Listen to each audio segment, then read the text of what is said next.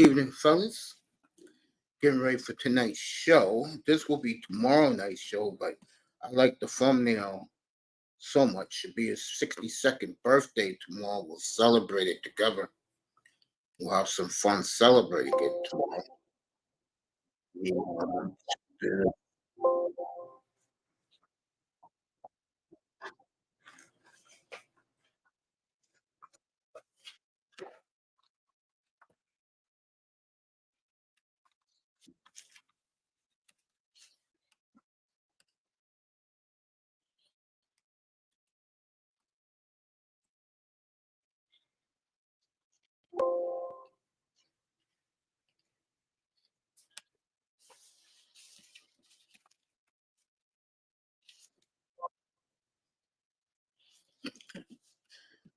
Should be working, fellas.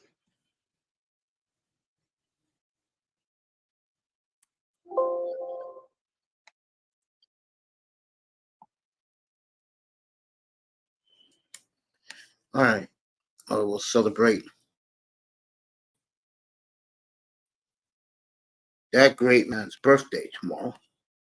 So we're going to get this started tonight. And tonight, it will be, it's going to talk about, we're going to talk about Marino tonight. And we'll talk about definitely all night tomorrow night. So that will be the show tomorrow. Marino will celebrate him tomorrow night. We'll also do a little college tomorrow. Let me say this, and I know people are talking about it, and it sounds stupid from these people. It just does. These people are trying to tell us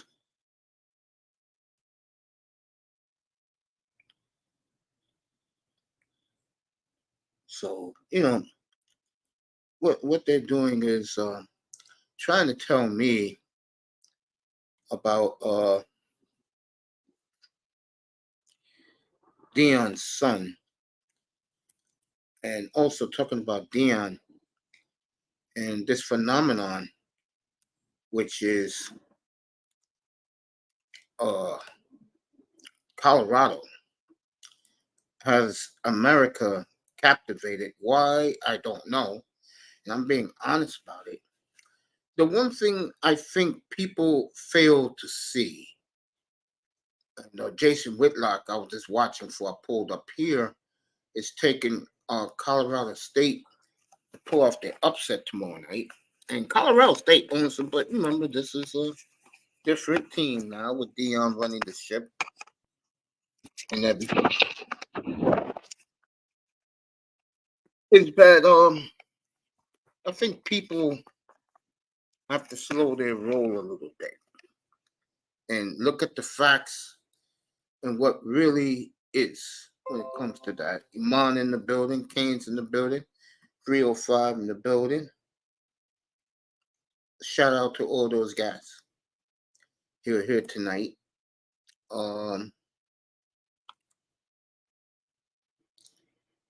and like I said, we're gonna find out in the next 3 weeks what this Colorado team that these guys are so gung ho about is all about. Now you got Platinum Elite turning his tune about Dion, and it's crazy how uh, people look at him.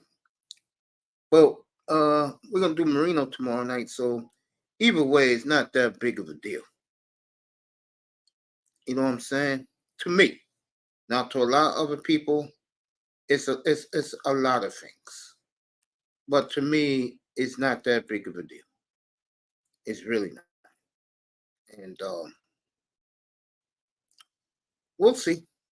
I mean, we'll see what it's made of. About game should be over about 1:30 in the morning.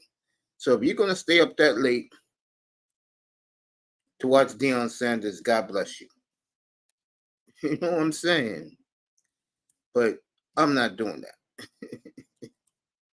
Okay, I'm not gonna stay up that late. to watch Deion Sanders. Let's get to the topic at hand tonight, which is that team in the thumbnail. They are the talk of the NFL right now, and that is the Miami Dolphins. And people are wondering, can this team be stopped? Okay. Now, what's up, 305, Iman? All my brothers in here, salute to you. I'm going to talk about this team more later tonight as the night goes on. But I will say this. They're going to do this like the 84 Dolphins. That remains to be seen. And it's just one game. It's just one game. But for 8 games, 9 games last year, they did play like this when the quarterback was healthy. And it did look similar like this. Yeah, happy birthday, Dan Marino, King of Miami. Yeah, we'll celebrate him tomorrow. They gave up 34 points. They can be stopped. Okay, Iman said they can be stopped. Let me say what's up to the brothers in the chat. When they were healthy, and that's the quarterback last year, they did do damage. So you gotta say, yeah, they'll do it again as long as the quarterback is healthy. But more importantly, if they can get a solid running game going.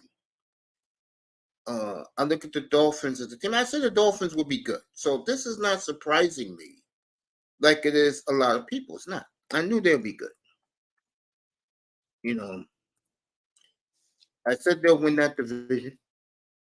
A lot of people being the Jets GM these days begging them. And we're going to find out. We're going to find out. We're going to find out next couple of weeks.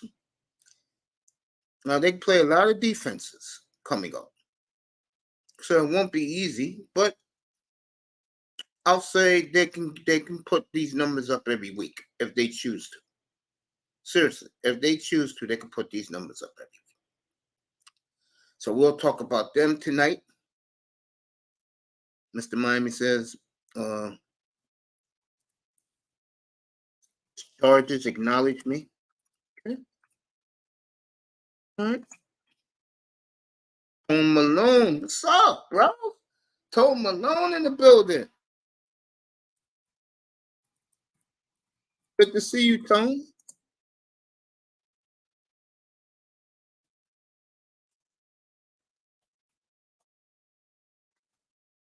Good to see Tone Malone.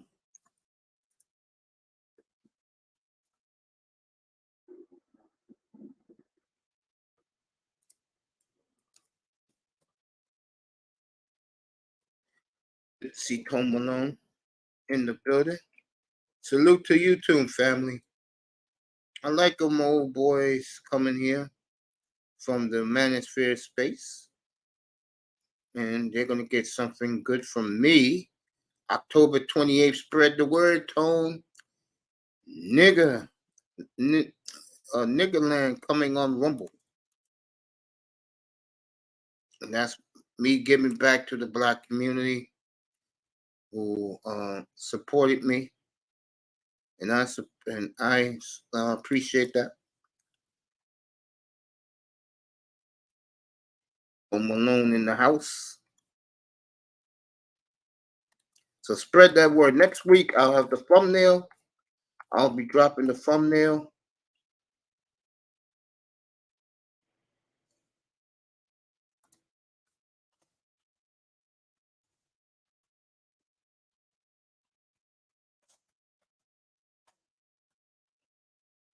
Hope to see you over there. It'll be a different type of show. There'll be no panels except for who my co-host is. I'm looking for 2 women that I can work with up on the panel. But I do got Auntie and I do got James Keels going to be on the panel with me. Should be good.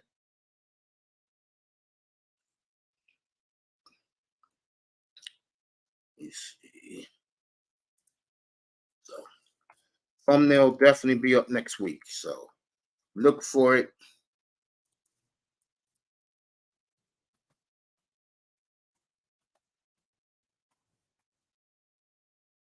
Around the spaces.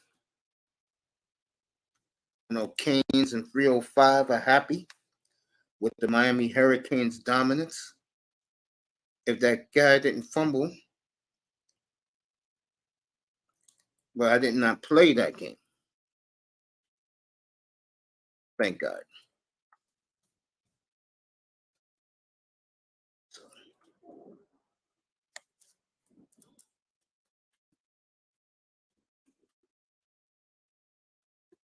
Miami Hurricanes, very impressive last night.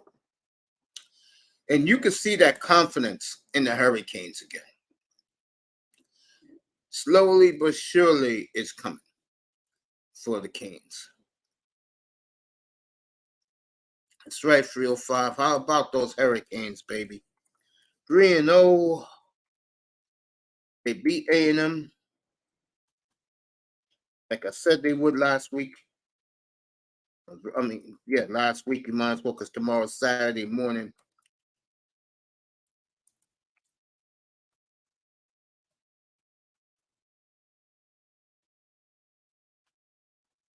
There's me and 305. Let me get what we do in Miami. This is just for Mr. Miami and for Canes. I should have did it for Canes too. As me and Mr. Miami got saying. Warren Sapp, Michael Irvin, game day mornings. Ready, 305? Let me do it. Let me do this. This is for 305.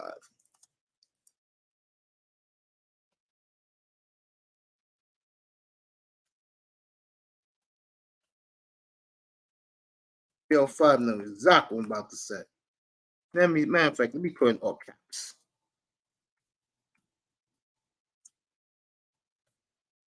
Damn right. 305, myself.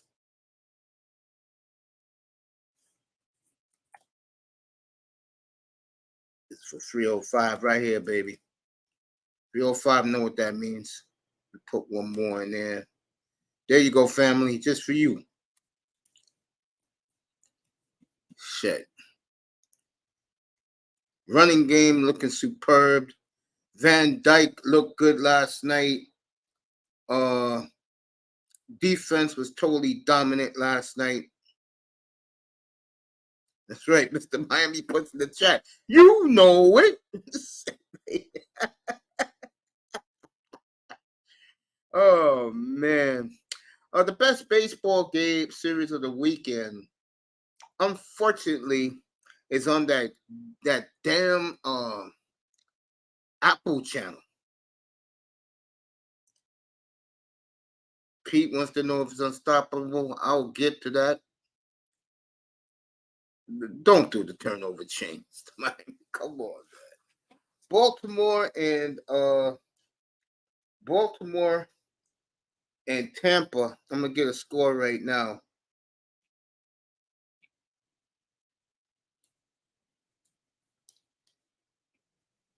As we know how we do things up here. Get an MLB score. I'm gonna do the injury report. Kelsey didn't look good, but he will play. Green Bay, Watson, and Adam Jones are out for the Packers. So for a second week in a row, Jordan Love is gonna have to do it with a rookie running back. Yes, AJ Dillon is basically played his way out of Green Bay. And if I am the Dolphins, that's a guy I would look at in off season. It's gonna come very cheap. It's a free agent. I'll get the kid's name who's gonna start for the Packers at running back on Sunday for all you fantasy heads out there. But Jones is out, Watson's out. Love is gonna do it with a whole rookie crew, except for Dobbs. All of his receivers, all rookies. His running back is a rookie this week in Atlanta. And trust me, that point spread jumps are more in on the point spread. All right. Yankees and Pirates 3-3 in the sixth. Braves and Marlins 6-4 in the sixth. Tampa, oh good God, Tampa 7-0 over the Orioles in the sixth. Toronto leads Boston 3-0 in the sixth. All these games are in the sixth inning. Cleveland leads Texas 4-0. Reds lead the Mets 3-0, also in the sixth inning. In the fourth, Minnesota bullying the White Sox. Top two, Houston and KC, are scoreless. Washington up on Milwaukee 3-0. Philly jumping over the hapless Cardinals 4-0. Angels later tonight. Cubs later tonight in Colorado. In Arizona. And the Dodgers are in Seattle tonight. That is the series. That in Baltimore and Tampa Bay. Dodgers are in T-Mobile Park, which is really Safeco Field. And you better believe that will be standing room only in Seattle tonight. So those are your baseball scores. Let me go to the NFL. Let you know what's going on there.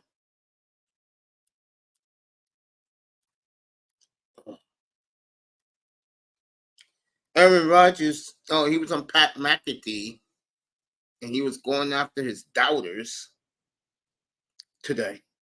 He says, give me your doubts and then watch what I do. Yeah, it's Aaron. To all of his haters and his doubters, to the city of Green Bay. Chris Jones back Sunday. That's good for me because that helps my fantasy team. Buffalo and the Raiders is huge this Sunday. Buffalo goes to D.C. next week. And I can see the Redskins very easily being 2-0 at 7:30 tomorrow night Eastern time. Get ready for that showdown next week with Magic Johnson there next Sunday against Buffalo. And then Miami comes after that for the Bills. So they better win tomorrow. Eagles didn't look too great last night, even though they won. Platinum's first win this week. He took the Vikings. I thought he was nuts. But he took them.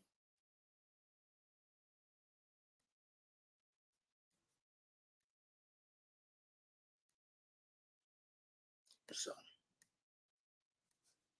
let me see anything else. What's happening?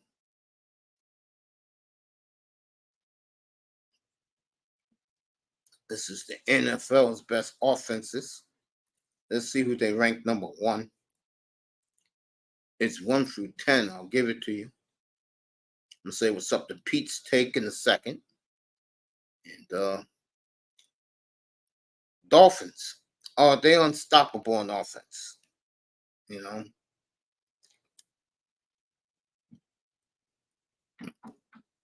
All right.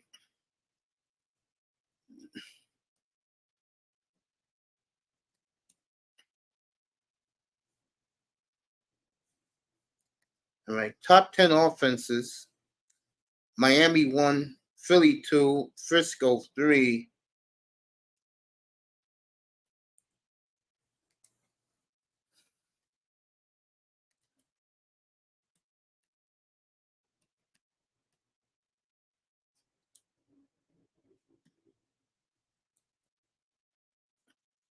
Buffalo. All right, here you go. I gave you the top 3.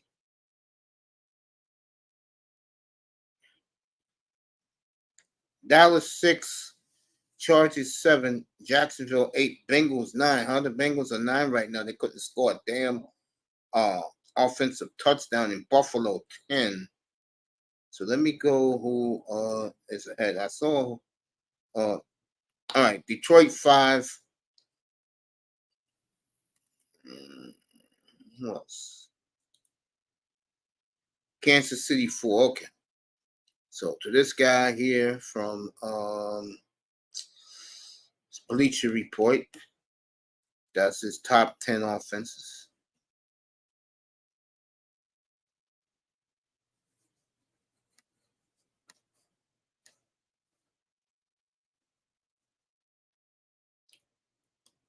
Let me say what's up to Pete in the chat.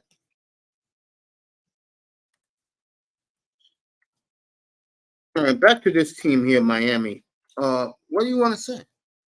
You know, I knew they was going to be this good.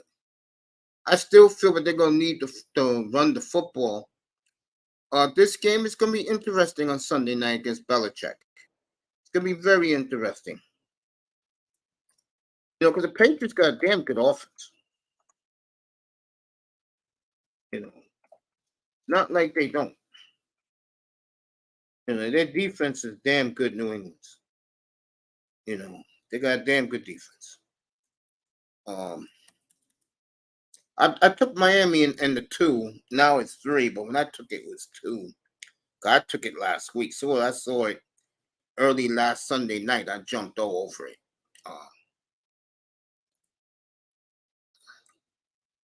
What are you going to say? As long as that man, number 1, is healthy, the Dolphins are going to light up the scoreboard.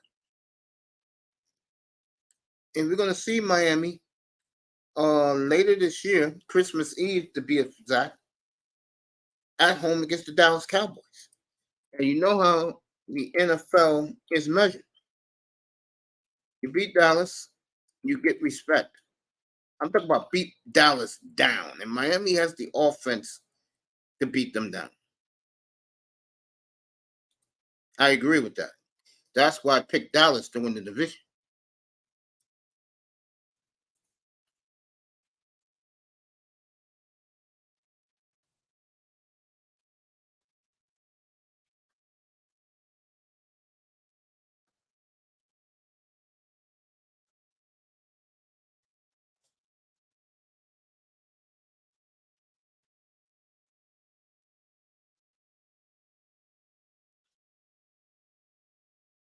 Here.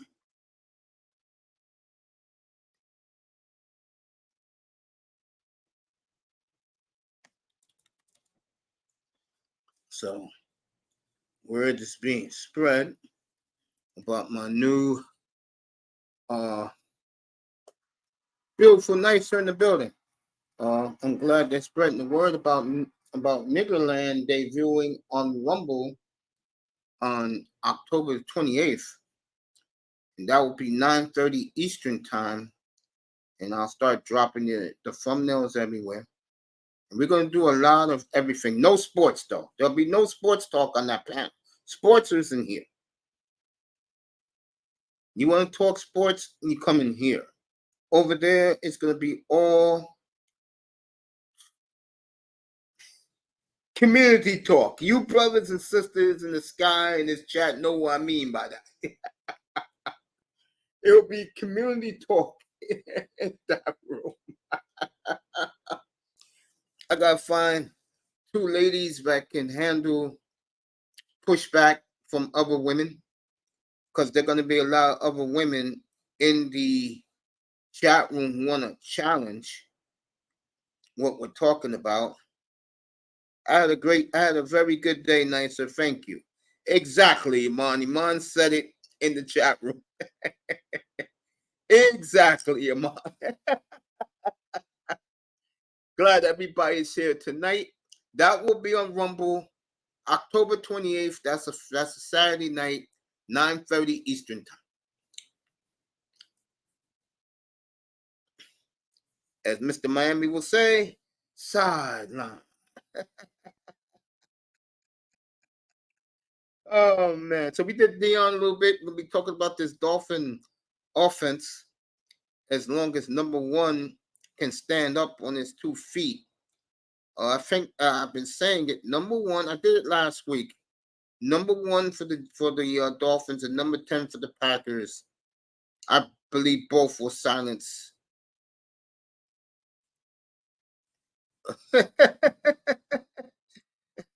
Thanks, Ima. Both of them, I think, will shove their critics this year. As far as my buddy goes, which is Justin Fields, I don't know. Could be a long year in Chicago, which I predicted it would be. I told you guys. And now the word is beginning to spread everywhere. He don't win 7 or more games this year. He'll be on a new team this year. The Bears will easily move him and get a king's ransom. I told you guys. For Jordan Love, it's about numbers. For Justin Fields, it's about wins. There's a big difference. No, Jordan Love throws 27 to 32 touchdowns. The Packers got their man. They know this. They know this. Well, can the Bears win 7 or 8 games this year? They're in Arrowhead next Sunday. And they better hope that the Chiefs are not 0-2. Because the Chiefs are 0-2. I will tell every guy in this room, go bet the Chiefs and the over. They better pray the Chiefs win Sunday. Because if the Chiefs don't win Sunday, folks, it will be hell to pay for Justin Fields next Sunday in Kansas City. And that is the national game, too. It ain't the Cowboys in Arizona. The national game next week is Chicago at Kansas City. Iman says, got the Giants, Lions, and Cowboys. Iman, you better be glad you got Arizona this week. But I'm going to remind you of this, Iman. Get ready for your ass whooping in 3 weeks down in Miami. Because that's going to happen. That's going to happen. Oh, man. Everybody in the chat room. Let me finish up with this Dolphin team. I think the Dolphins are fine. I think everything will be okay for Miami this year. They should, even if Rodgers didn't get hurt, I had Miami winning that division. Miami's just more talented than the Jets. They're more talented than the Bills. They are. They just are. You know. And don't believe the Dolphin delusionals who are at that picnic right now, picnic channel right now, telling you that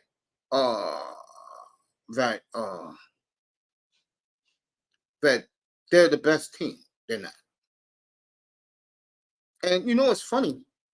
Let's say if Miami and Dallas are on a collision course on Christmas Eve, that will be the game of the century, sponsored by the infamous brick. You mean the infamous saline into the jaw?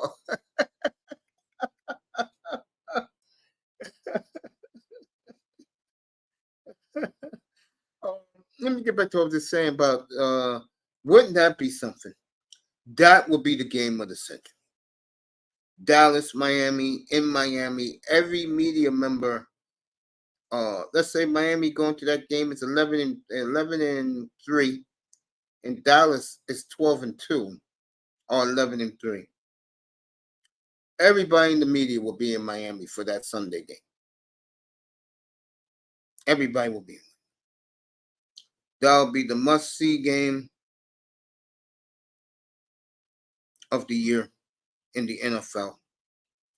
Tone Malone agrees with me. I appreciate that. Tone says the Dolphins are nice. And the Dolphins have, you know, you got to, for me, I take a wait and see approach. I'm not like the guys over at the picnic area, high-fiving each other. You know what I'm saying? I mean, you don't hear me doing that with Jordan Love, do you? I just take it week by week. You know, let's see what he does this week in Atlanta. And then next week is going to be a major test when New Orleans goes to Lambeau for the home field. But this is not about Jordan Love tonight. This is about the Dolphins' offense. All day unstoppable. All day unstoppable. And so far, the NFL thinks they are. And like I said, we'll see. I mean, next week is Denver. That's going to be another test for them because Denver got a very good defense. And that's why I made that game the game of the week when the schedule came out. You know what I'm saying? The Dolphins are aight and the Canes are on point and building something special. I totally agree with that because the Dolphins could disappoint you at any time.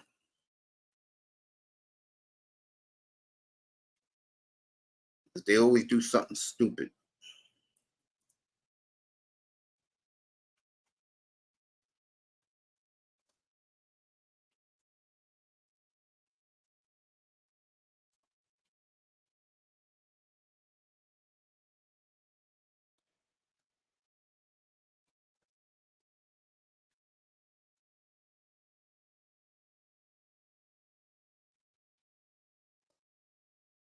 It's good to see Paul Malone.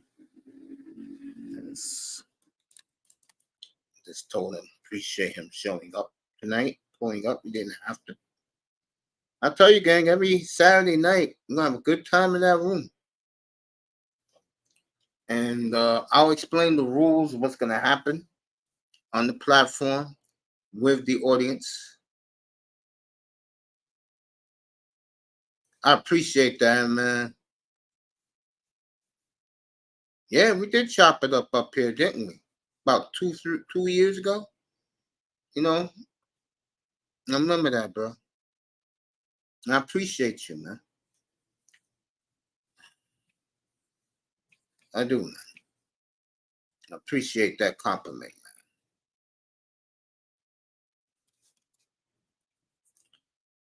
man.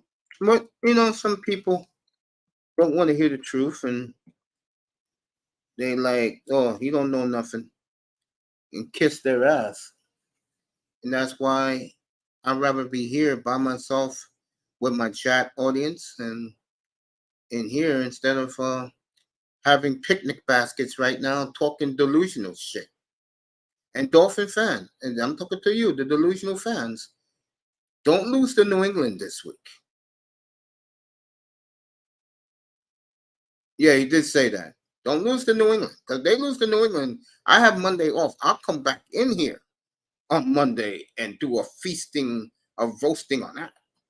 You better beat New England also because I'm betting on the damn Dolphins to win. So you better beat New England. I appreciate that, man. Appreciate that. Appreciate you, man.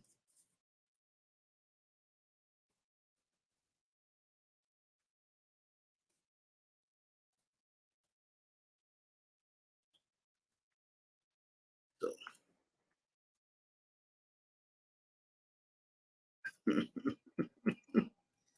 Oh man, I wish that sailing chick happened when I was. I mean, if I had the rumble up, I would roast her ass all night. It would be an all night roasting with that woman. Big money is in the building. His Nuggets about to defend their title.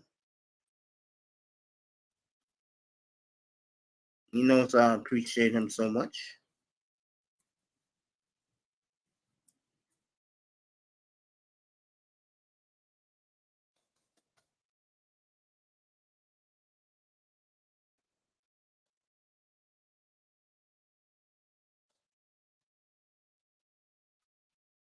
My brother, my baby bro, and he's done so much for this platform.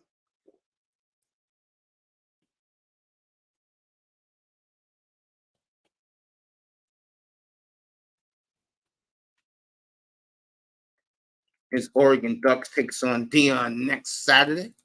I don't know what time it's going to be on. It'll probably be a ABC game because ABC like to bogart every goddamn thing. I'm not tripping. The Canes only got to win 3 more games and they're bowl eligible. It's not about bowl eligible for the Miami Hurricanes. Is can they get into the playoffs and try to bring the trophy back home to South Florida? Bowl eligible is for losers. And I said that when I had the big argument here yesterday afternoon. All right, Platinum Elite won again like yesterday. He won with the Vikings. I thought he was nuts taking them, but it looks like there's some issues in Philly right now. And this is what happens. And I told this to Canes. Canes making a joke. Philadelphia is playing the way Miami should be playing. And you saw A.J. Brown pissed off. I think McDaniel's scared to upset the apple cart down there. You know what I'm saying? But Philadelphia was beautiful last night. That's the way you play football. Pound the rock, pound the rock, pound the rock. Lamar bringing the chip back to Baltimore. Okay. All right. Lamar Jackson. That's Tom Malone's guy. Who else is a big Lamar guy? It's not Jim's. It's somebody else who comes in here that loves Lamar Jackson Red Planet does. Red Planet Discovery does. He's a big Ravens fan. He loves Lamar Jackson. So, but like I said, I know you are. I know you are family, and I love you, and I appreciate you doing that, bro. So, Miami, they're unstoppable. Their offense. I'll say yes and no. I think, like I said, if they play more like the Eagles, they'll be very unstoppable. Because then play action Tua will kill it, bro. Tua will kill it. Yo, Tone, you want to pull up? Talk about the Ravens? You can pull up, bro. You know, so hit that like button. So, like I said, that three right there, part of the talk of the NFL. The other talk is the three dominant defenses in the NFL that really push back what the Lions did Thursday. I thought you get more Lions hype. No one's talking about the Lions because Cleveland was dominant defense on Sunday. They were dominant with Nick Chubb in the backup. By the way, Bosa's out.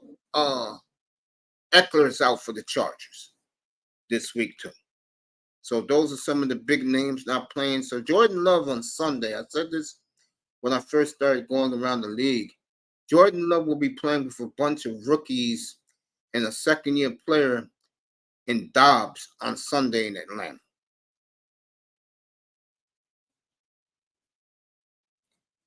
Who is more entertaining to watch, the Canes or the Dolphins? Right now, I got to say the Canes, bro. And I'm going to tell you why. The difference between the Dolphins and the Canes, the Dolphins are going to put the ball up in the air 45 times. Now, most fans will take that over what the Eagles do, what the Miami Hurricanes do, which is they can do. Miami Hurricanes mix it up, and it's a beautiful offense. So, but the Dolphins right now, give the Dolphins their due, folks. And I give the Dolphins their due. I did that game late last Sunday. That offense clicked last week. And McDaniel's a genius. Let me start there. What he did this year, unlike last year, and you saw Tua with the snooty remark to the Miami media and the haters out there when they said that he can't throw bombs no more. And he said 466 yards and 3 TDs and a W. Okay, Tua snapped back at the media, member. And Tua has every right to say that because they've been clowning Tua. Me, I just dismissed Tua. I say, he's all right. I still do. He's all right. And he's going to put up those numbers in that scheme. And he is, you can say right now, he is clearly the most accurate quarterback in football. Him and Burrow. Okay. Him and Burrow. Two most accurate quarterbacks in football. Tom Malone, you still in the building. Let's go, man. We'll talk the Ravens with you. We'll celebrate Dan Marino tomorrow night as we celebrate Deadly Dan, the Magnum Man right there. Tuesday, the Dolphin Bronco thumbnail will be up for this Sunday's clash. Kane says, I'll believe it when I see it with the Dolphins. Yes, I do agree with that. I've been saying that for the longest with this group. You know, we'll talk some whatever. We'll talk some Ravens. I'm going to talk about this great man who we're going to celebrate tomorrow night. And I got some highlights for you guys tomorrow. Plus, we're going to talk about the Dolphins. Can they be stopped? I'll say right now, no.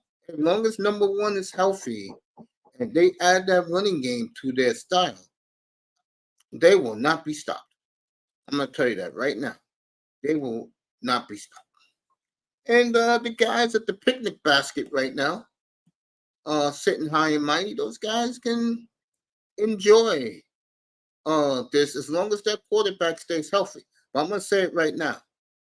That quarterback will never be this quarterback right here in the thumbnail. Okay? Let's just call it like it is. All right? And we'll celebrate him tomorrow. And then Sunday night, let me bring it up. So you guys, so I dropped the link, Tone. Let me bring it up.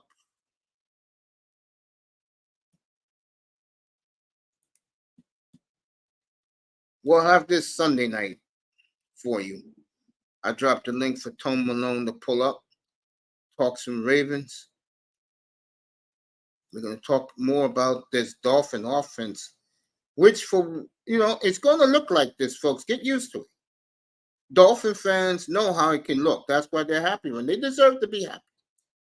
And I don't want to hear people taking away their joy that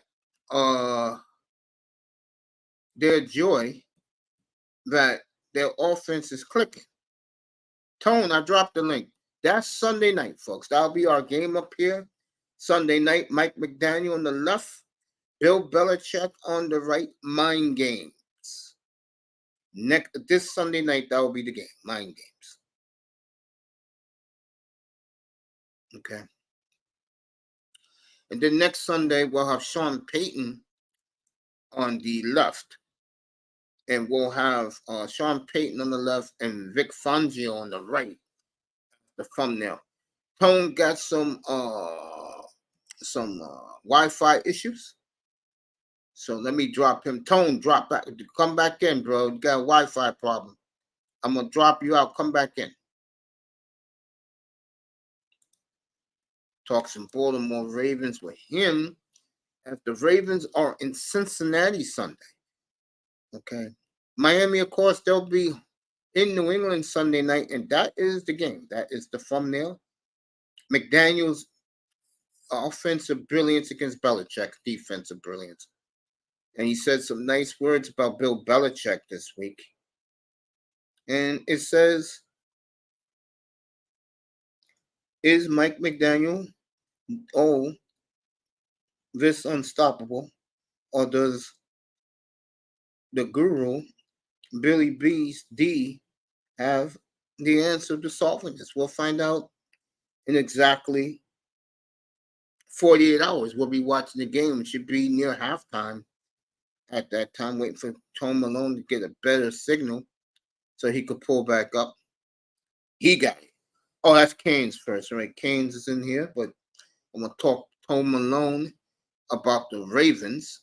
Damn, he fell out too. What's going on with my Wi-Fi? Let me see something. Right now, the Wi-Fi looks good. It must be them. Yeah, my Wi-Fi is good. All right, Tone Malone's trying to get back in here. It looked like he got a signaling problem again. I think Tone got to get to a better spot.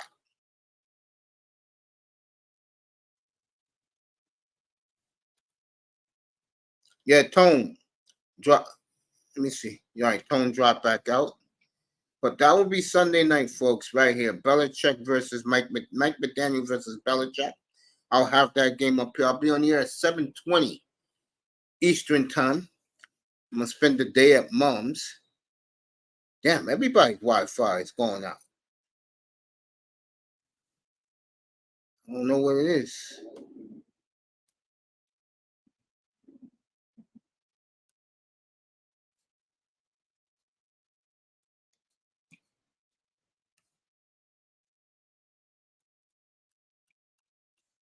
My Wi-Fi is good. If it wasn't, trust me, you guys wouldn't be hearing me talk. Let me do this.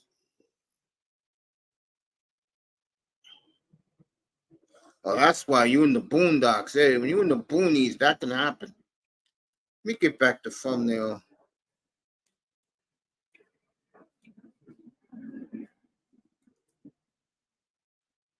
That's a nice thumbnail right there of Dan Marino, isn't it? Wow. We'll celebrate him tomorrow night. I even forgot what time that show is on tomorrow. It's at 7 o'clock. At 7:05 tomorrow. We'll celebrate Dan Marino's birthday. And I got a little surprise for all you Marino lovers. And so next week I'll have the thumbnail early.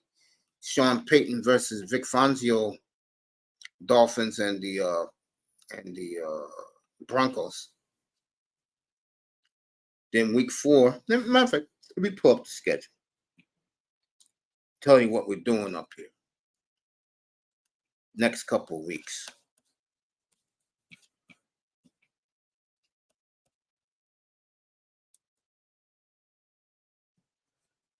Yeah, take your time, Tone. I just started. I'm only 45 minutes into this show, so take your time, bro. We'll talk Ravens up here. Take your time. I'm here, bro. I ain't going nowhere. Let me let you all know what we're doing. I can tell you week 5, we're going to do the Dolphins and the Giants. Then we'll do a post-game show to about 6. And then I'll be back at 8 for San Francisco and Dallas as those two heavyweights go at it. And then my first Monday night game of the year, of course, will be Jordan Love against the Raiders.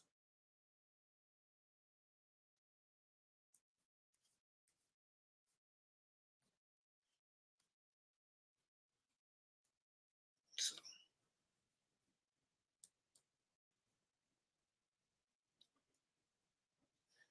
oh, man. Let me look at next week.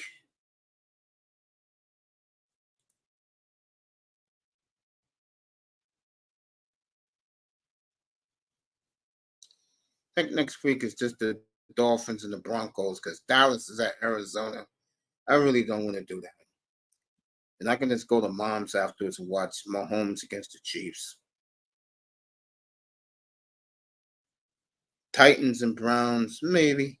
Saints Packers is the best early game. Chargers and well, the way the Vikings are going, the Chargers, you may have 2 0-2 teams.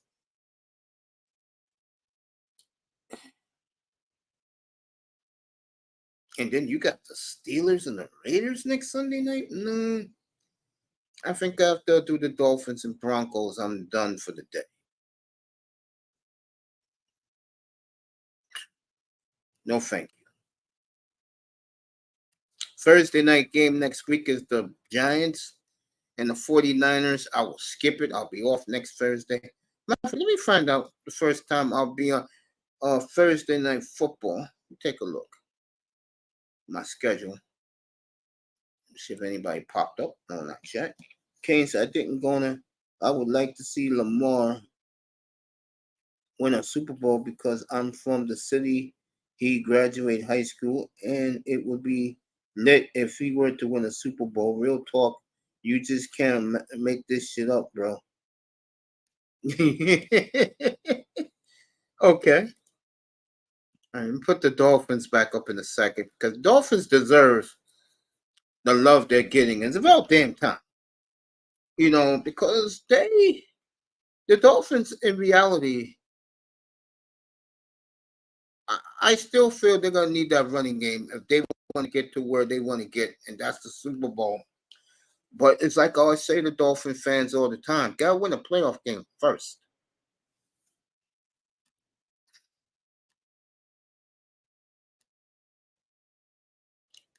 Oof. Folks, I may not be doing a Thursday night game all year. All right, here's my first. This game on Amazon Prime, right? I think the Dolphin game is on Prime. Yeah, it's on Prime. So I will do the Dolphins and the Jets.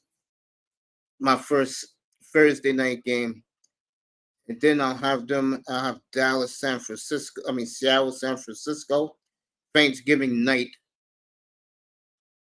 I'll do Green Bay early. Have my Thanksgiving dinner, and then I'll finish the Green Bay game. They're early against Detroit, and then I will do San Francisco, Seattle, and then I'll do San Francisco, Dallas. So basically, my first Thursday night game is not till week 12, and that's on Black Friday. Can you believe that shit? That tells you how little I think of the Thursday night game. And Amazon got screwed. I mean, Amazon, they got screwed with these games this year. Patriots, Steelers, I'm not doing that. So basically, folks,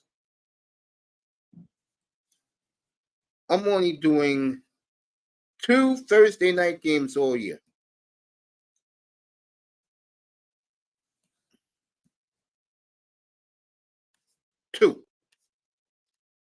Two games I'm doing all year.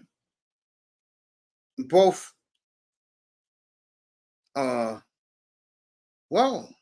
take that back. I'll be there, 2 games. Dolphins at Jets, Seahawks, and Cowboys.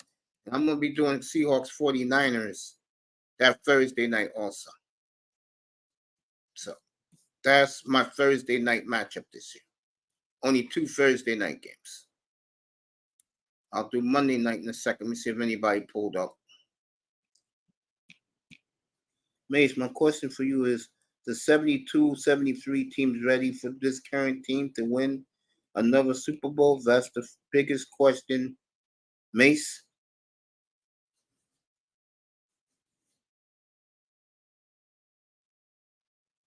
It's been a long time. It's been 50 years. I mean, come on. Of course, any team that wins in Miami will take it. It's just the way it is. Even if this group does it, they will be welcome into the family. Now, what we have to do is we have to tone down the picnic club fandom over there and other TD's channel.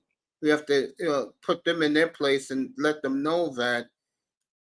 And when I start wearing the jerseys up here with the world champion dynasty patches, which I do have, they'll get the message that to be with these guys, you gotta go undefeated. You got to win. You have to go 3 in a row, and you have to win back to back. Let's see this group even win a playoff game first. Okay, but we'll see. Let me find out who this is. Give me a second.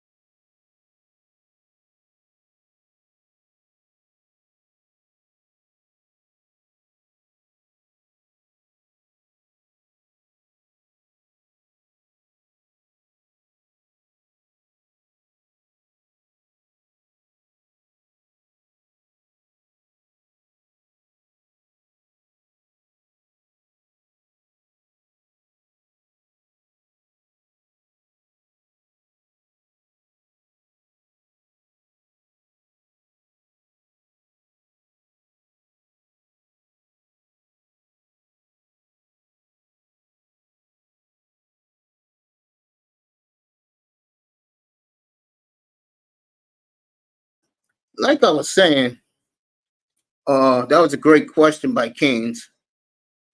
I appreciate that. You're saying I'm on point. Yeah, that team has a lot to do to erase the legacy of the 70 to 75 Dolphins. I mean, Dolphins don't put up all these points and then you lose in the first round of the playoffs. Don't do it. Now, if you win in the first round, I'm going to hold them accountable because a lot of them have been talking AFC Championship or bust. A lot of them, if they don't get there, will be switching and saying, no, we got a playoff game. No, we don't want to hear that shit. From the picnic crowd over there, that picnic group. We want to hear that. Okay, you keep picnicking, playing your loud music, drinking beers. You know, you keep doing that. Okay. My legacy with my team is secure. Okay. Secure. So I don't have to worry about the BS that is said everywhere else. Okay. But give this team, I keep saying it, give these kids their due, man. Let me take this off because let me see who's week 4 in the NFL first. Because next week we'll do the Dolphins and that's it.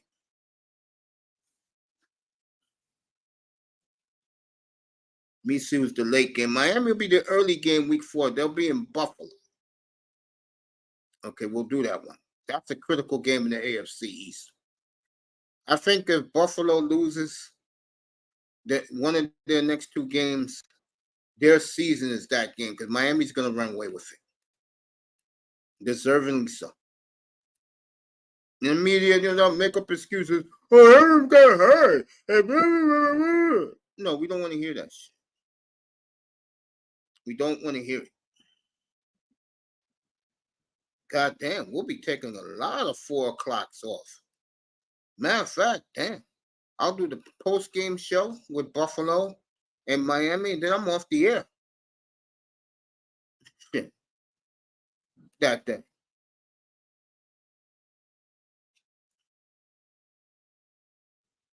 Let me see my first Monday night game. Well, you know, week 5, Dolphins, Packers and Raiders will be my first Monday night game.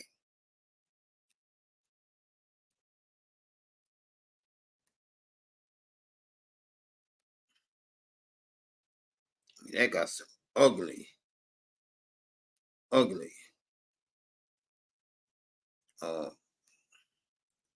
I'll do back-to-back weeks.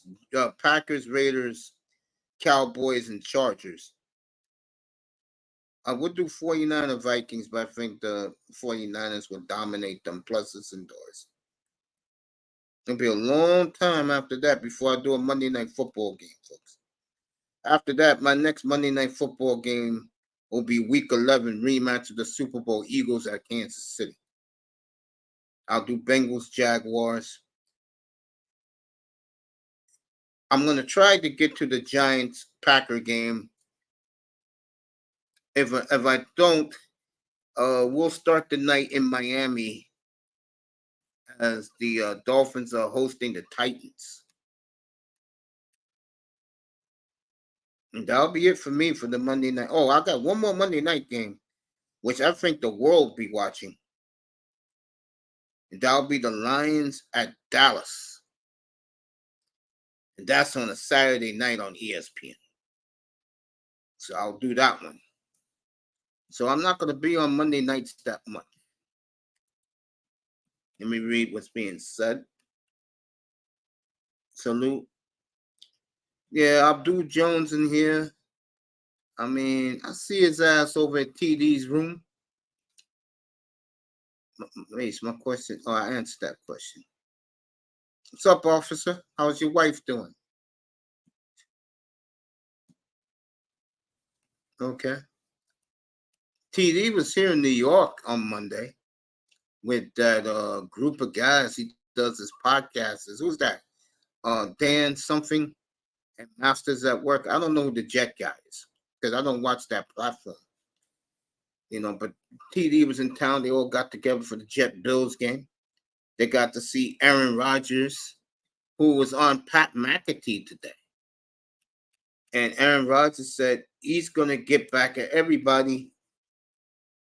Can I say a name? Keith Olbermann. Can I say a little town in America? Green Bay, Wisconsin, who celebrated his injury up in Green Bay.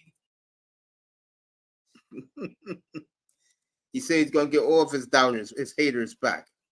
And I believe him.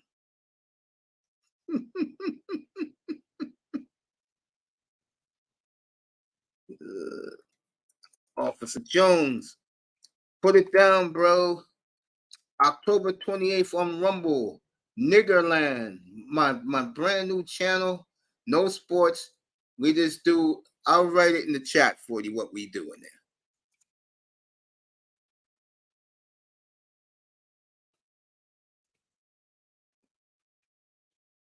I'll write it in the chat.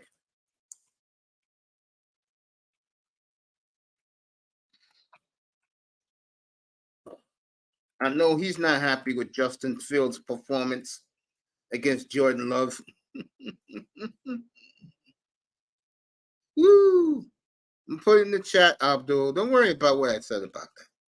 Man, I'm just happy to be alive, bro. I'm happy and I'm getting back. My health is getting back together again. I'm not paying attention to that, bro. Here's the channel on Rumble. I'm gonna put it in the chat for you.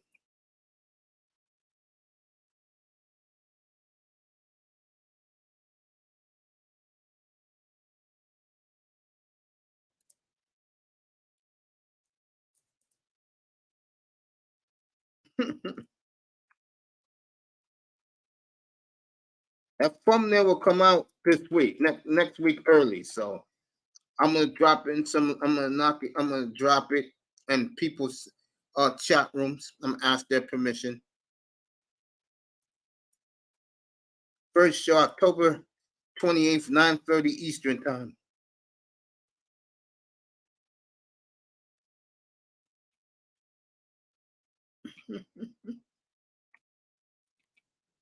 Officer Jones, me just having a little fun with him.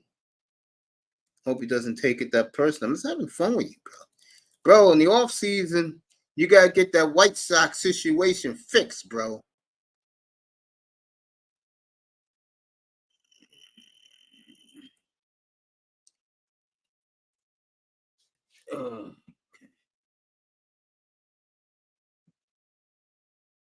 Oh yeah. Claypool, while he got chased out of Pittsburgh, yeah, he's an idiot. He's a bleeping idiot, bro.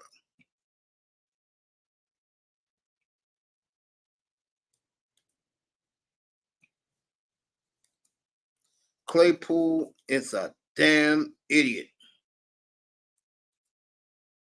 And you gave up the 31st pick in the draft to the Steelers, and the Steelers took Joey Porter Jr. with that pick.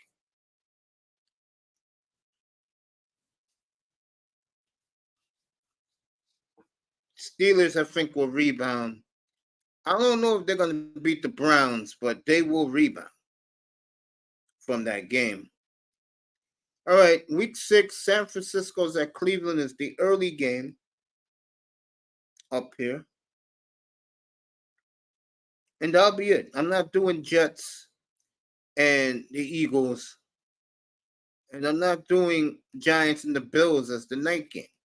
Then I'll be back there Monday night for Dallas and the Chargers. So the experience is going to give you a lot of football games this year. And they're going to be the good matchups. There ain't going to be no crappy games.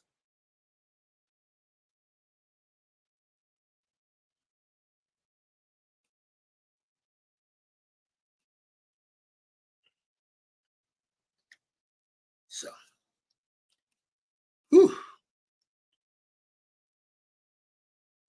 So that is the NFL for you. Barry Jackson letting people know that Jalen Phillips on the injury list for the Dolphins. I'll have more information on him on Sunday, as the Dolphins will be in New England Sunday night.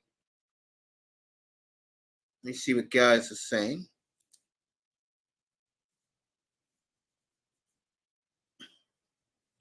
So you want Reinsdorf to sell both the Bulls and the Sox?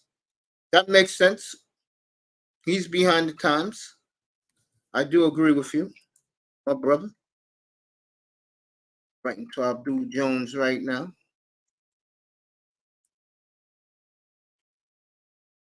Big Chicago fan. Southsider. I'm not going to disagree with what he's saying. Telling him that in the chat room.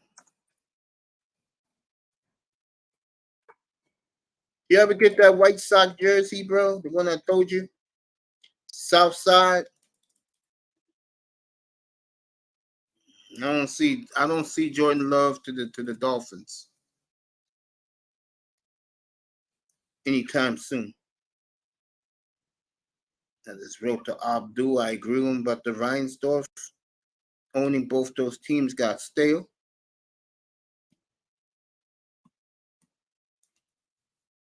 .305 enjoying his SmackDown. Almost over. And a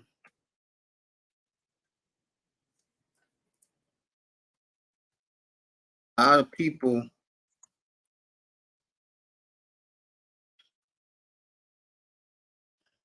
wishing upon a star that the Jets will get a star quarterback in there. I tell these people, stop dreaming and just let the season play out.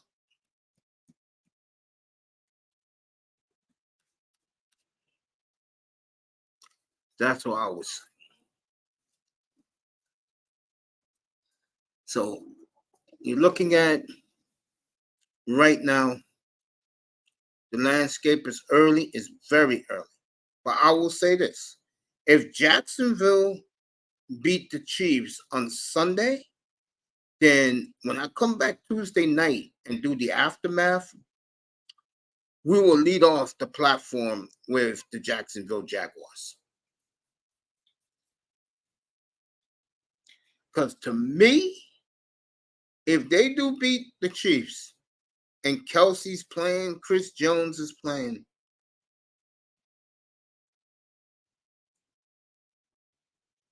that's going to say a lot to me about where the Chiefs are at right now. Let me see who Philadelphia just released. Let you know right now.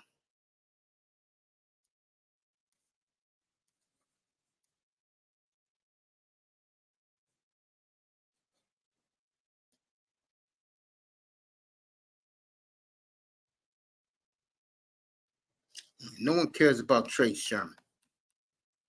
Other than his family and friends, no one cares about Trey Sherman.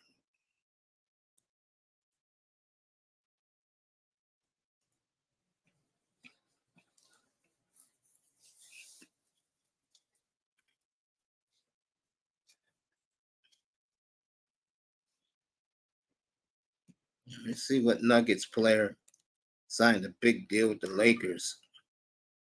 Let's see what player is this.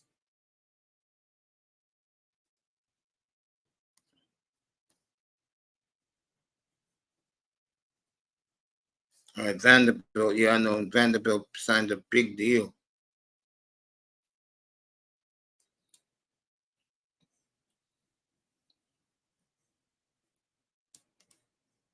I'm just up here chilling, folks. Before I get a little bit more traffic tonight. But hey, it is what it is.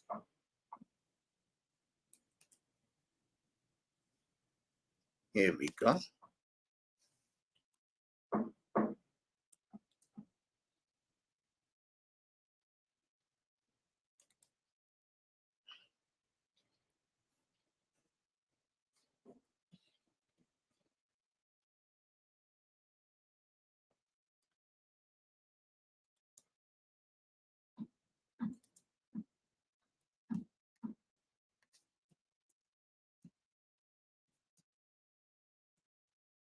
Let me go set my lineups up for this week while I'm talking to you guys.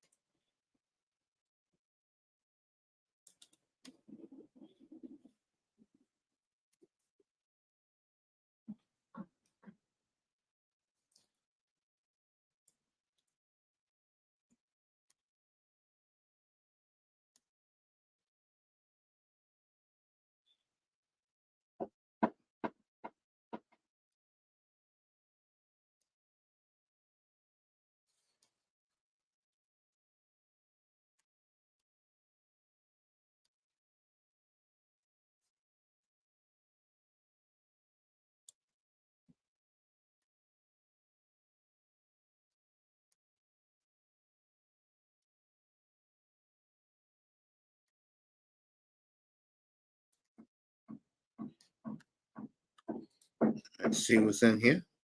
305 is back. The Rock is on SmackDown. Bethune Cookman got franchised last night. LWO laid out. Yo, Mace, my mom just told me to tell you she is not going to believe in the Dolphins until they win another Super Bowl with the current team. I can understand that. Yeah, Dan the man, baby. We're going to be doing him tomorrow. Your boy Dan, the masses, he would pass for 6,000 yards in today's NFL. Facts, Abdul.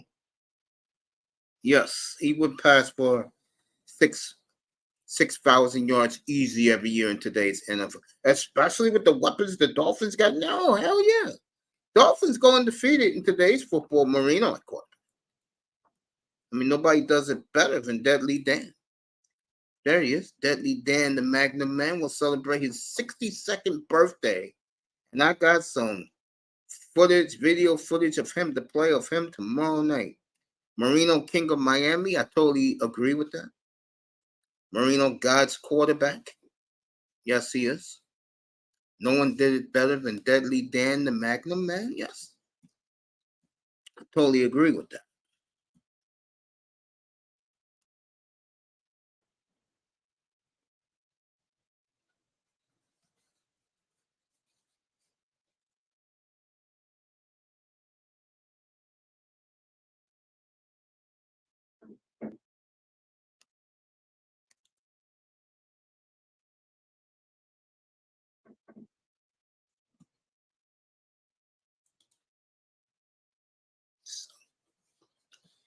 We'll find out, gang. We'll find out.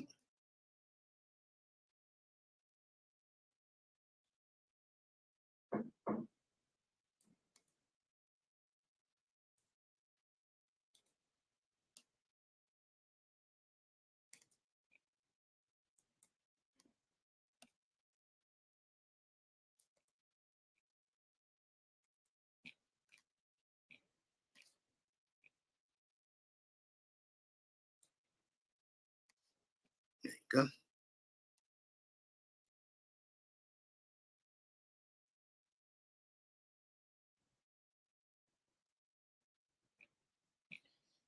Just chilling, guys. Here's the link. Pull up. If you want, we can talk about this great man right here. I guess my boy left for the night, Tom Malone. He had signal problems. Shout out to him and thank him for pulling through. 305 will be up here in about half hour. He'll be up here. Dan Marino playing at Miami Orange Bowl Stadium in '85 versus the Bears.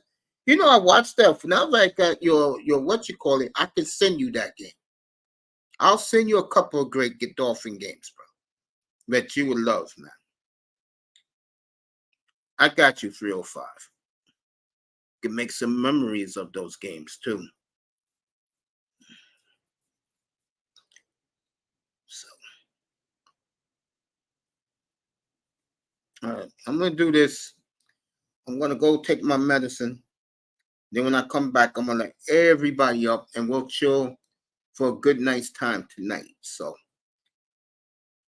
that man right there, tomorrow night we'll celebrate him. I'll be on late enough. I will do a little Dion up here since everybody is treating Dion like his team is the best team. I'm gonna tell you right now, when they get to Eugene, Oregon next week, Dion's gonna have a wake-up call.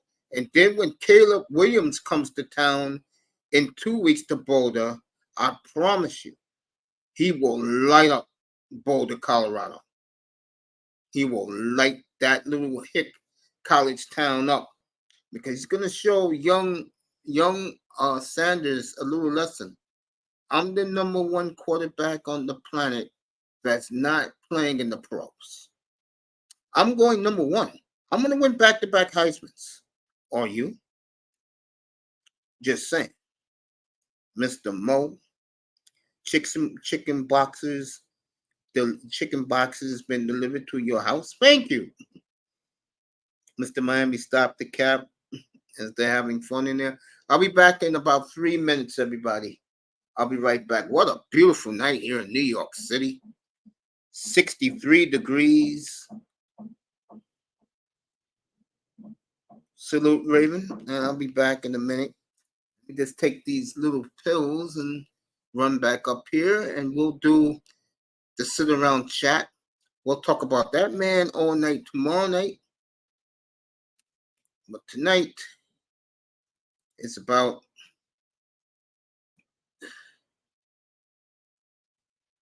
this guy right here.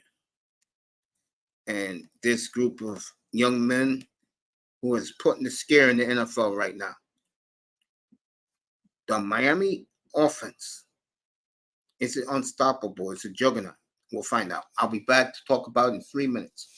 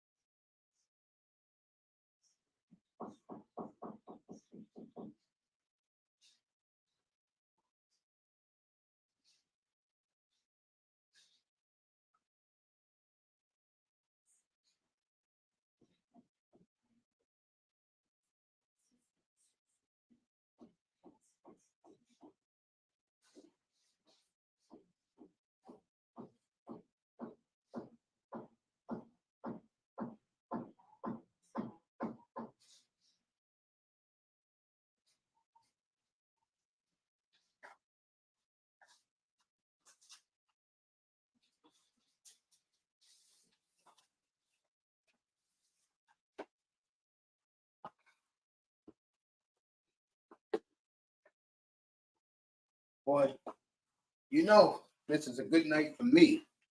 You know why? It's 63 degrees outside. Finally, it's nice and cool in this condo. And I can just rest. No TV on, no nothing. So let's get this shit started right now. You guys want to pull up, pull up. I told you guys pull up earlier.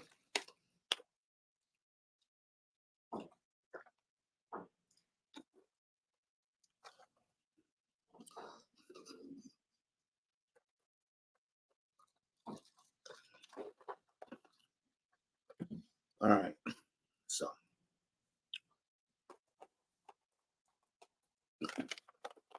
Oh, man.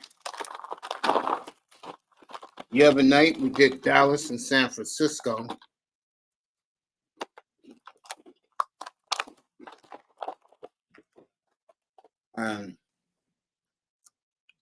That went pretty well.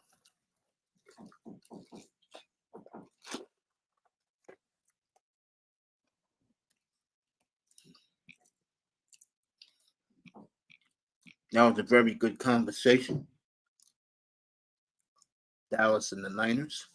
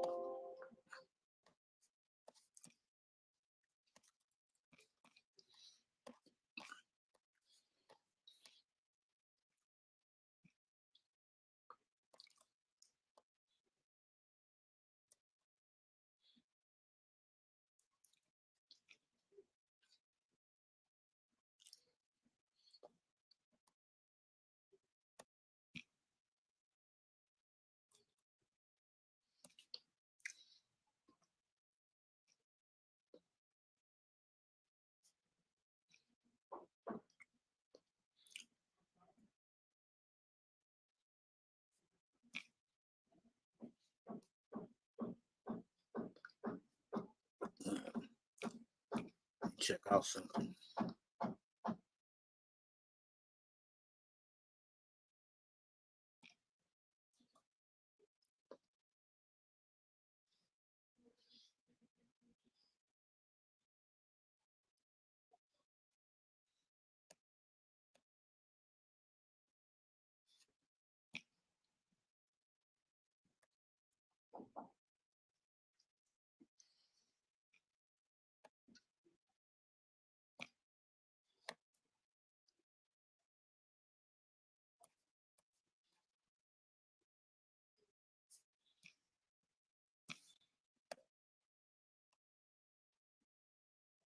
Right here, everybody. I'm just checking something out.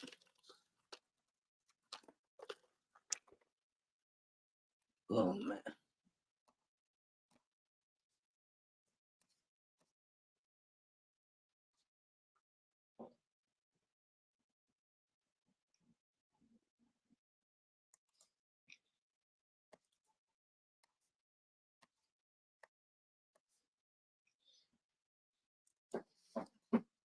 Here we go.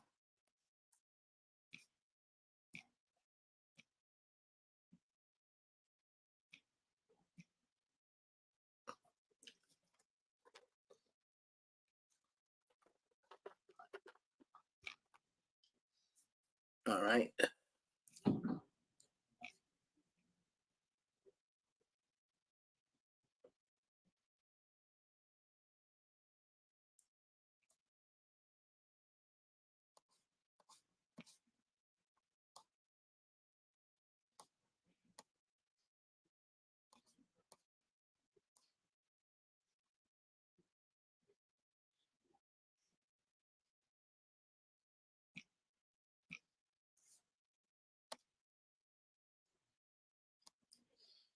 Just looking around, folks.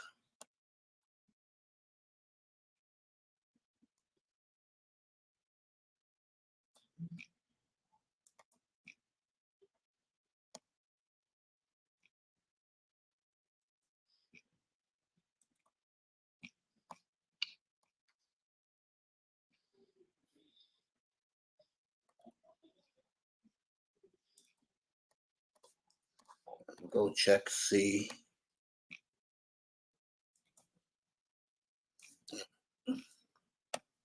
Check and see. All right. Raven Jade is coming to WWE soon. So Miz is wrestling right now.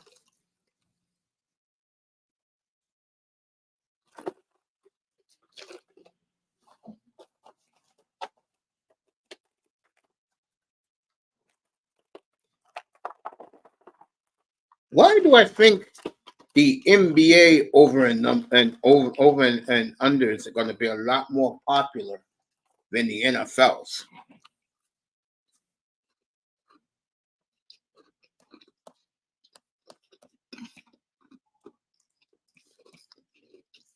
Why do I think that?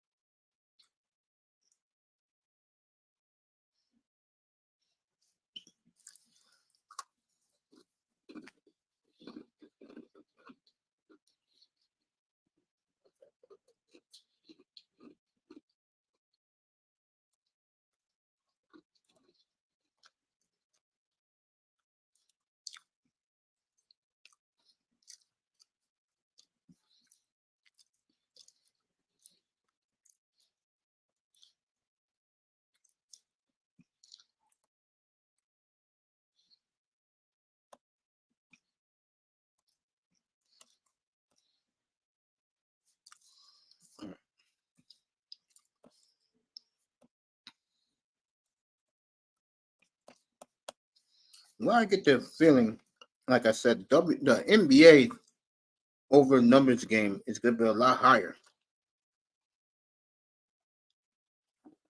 in here than the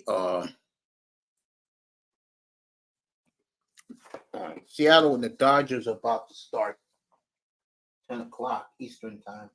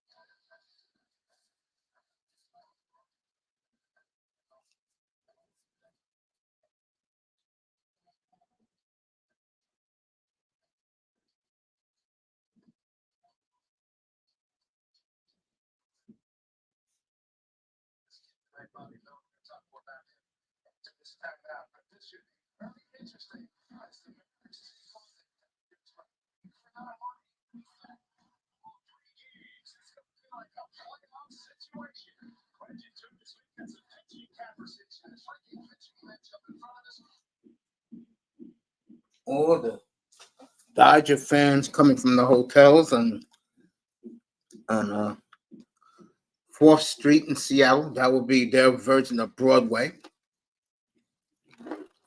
Nice mile walk straight to Safeco Field.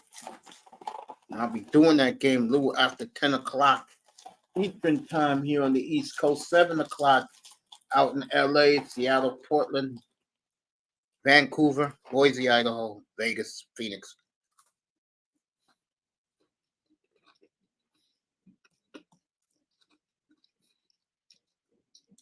That's beautiful Bakersfield, California, home of my baby. You know who he is, Jordan Love. Bakersfield, shout out to Bakersfield, California.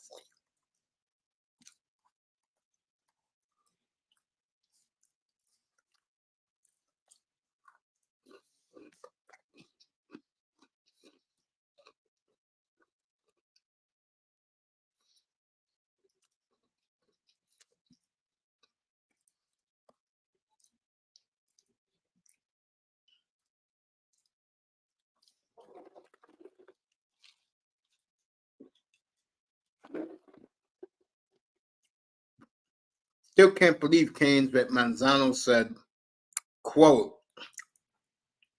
Mario is going to replace Saban at Alabama.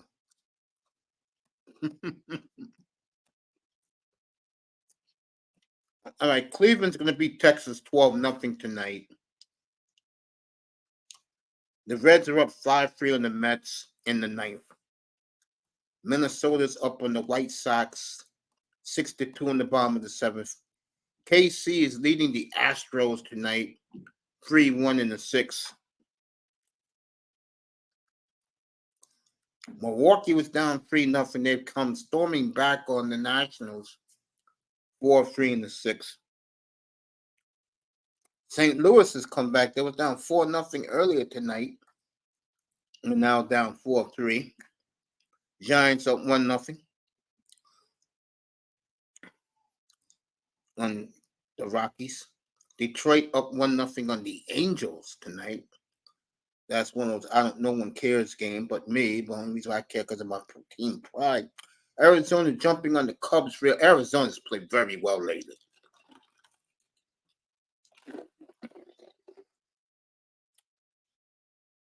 Yankees beat the Pirates. Yankees have been playing great ball since Judge has come back. Tampa beat the Orioles. That's another bad loss for the Orioles.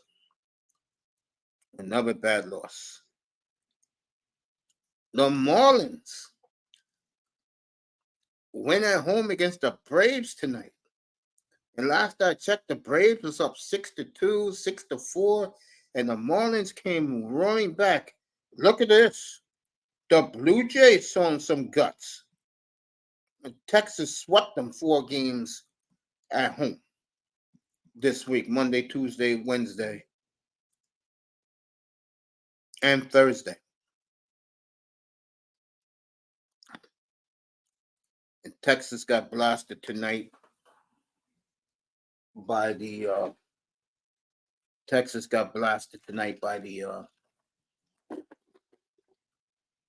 Indians. Mr. Miami says, Miz lost tonight, Houston Astros.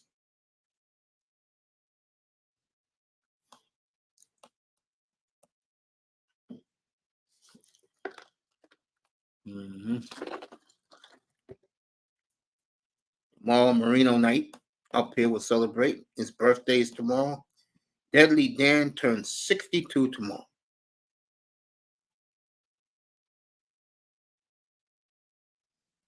Ravens celebrating along with Mr. Miami. That Jade Cargill is going to the WWE.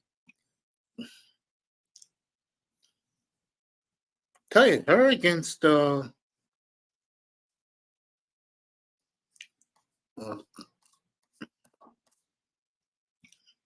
that'd be an interesting match. Her and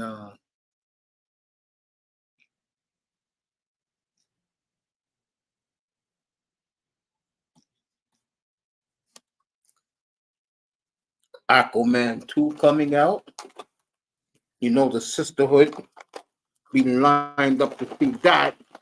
Like they were whenever it's like for those hoes, it's like going to a Jack Harlow concert.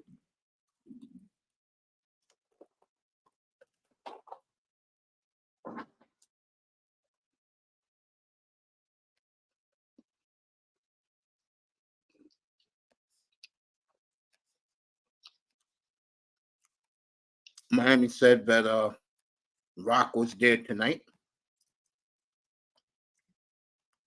Well, Rock got to do something. It's a writer's strike in Hollywood.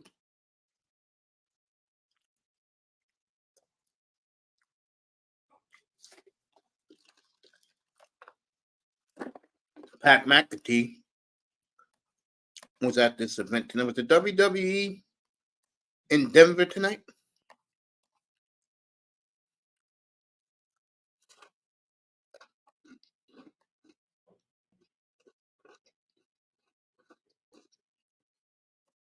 Rock and Roman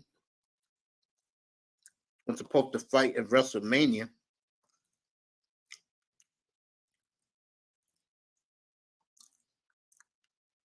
Jade Cargill will make her debut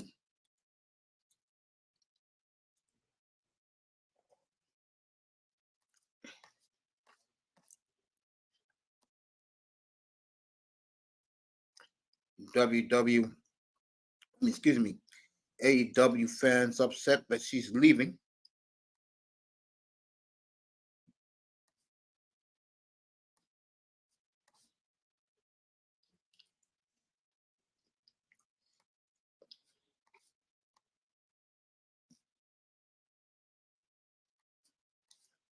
Jade was rocking that ISIS hair. So that was her last match.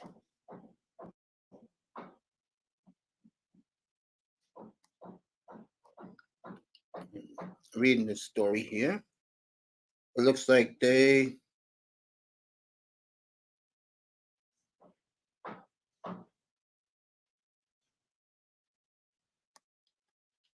Natalia will fight her first on Raw. Reading it right here. That'll be her first match. That'll be interesting.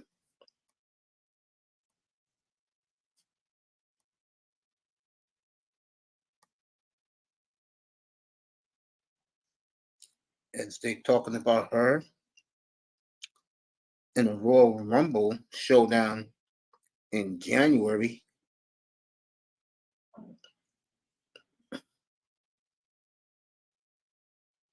They're also thinking about her first stare down with Bianca Belair or Charlotte Flair.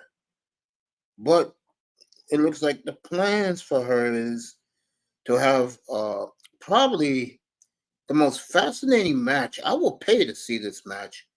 They're looking like they're going to set her up with Beth Phoenix. So that will be a pretty good match for you wrestling guys. I'm reading this off the wire.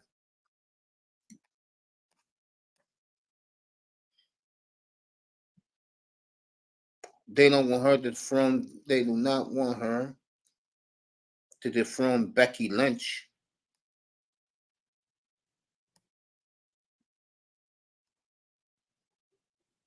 So the sky's the limit for when Jade Cargill in the WWE very soon, as she'll start disrespecting a lot of the raw talent in WWE. So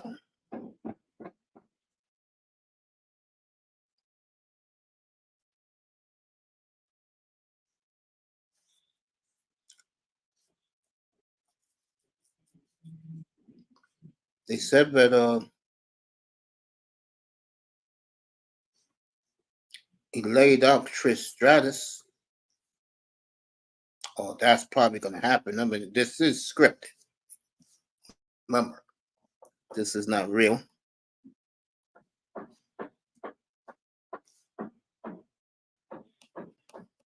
So this beautiful lady looks like she is about to dominate. There are plans for her to dominate the WWE. Okay, that's what they want. That's wrestling for you. So, Manzano, did you see the murder finally happen between WWE and UFC? The merger, not the murder, the merger. The company is called TKO Entertainment. That's for Raven and that's for 305 and Keynes. That is not for me, bro. Matter of fact, Manzano, you sure Mario's going to replace Nick at Alabama? This will be tomorrow night. I got some surprises about this man right here. We'll celebrate his 62nd birthday up here tomorrow night.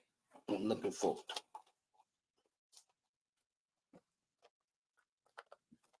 We got Army versus San Antonio up here on TV. Yeah, Canes. I mean, excuse me. Yeah. Yeah, Moss. I'm gonna leave Moss alone. I'll get on Moss on his taste of television. Not tonight. Next week sometime. We'll all goof off on Moss in a couple of weeks. All right, Tony. Yeah, no, Mace. You know the reason why my I'm saying this because realistically, I think Mario would want to like. I understand he has a contract with Miami, but if Alabama opens up, you really don't think he would actually go to Bama? Let's say Mario he, will not be their first choice anyway. It'll be Double Sweeney because they're bringing back a native son to come home. yeah, no, And no, he I beat don't, Saban. yeah, no, because if Alabama, I don't think it happens. If Alabama, do you think if Alabama has a losing season, they fire Saban? No, but if he doesn't win championship this year or next, yeah. Yeah, for me, I think it's either. I don't think Kirby leaves Georgia. That's uh uh another person. I don't think he leaves Georgia. I think the only two people realistically are uh Dabo and Lane Kiffin at Old Miss. Where does Lane Kiffin coach now? Dang it. Problem is, but Saban hated him, and he fired him on the plane. Lane Kiffin will never get that job. Or do you think Saban would call Texas and see if they would allow Sarkeesian to replace him at Bama? They're not doing that, bro. They're bringing back one of their own who has great success.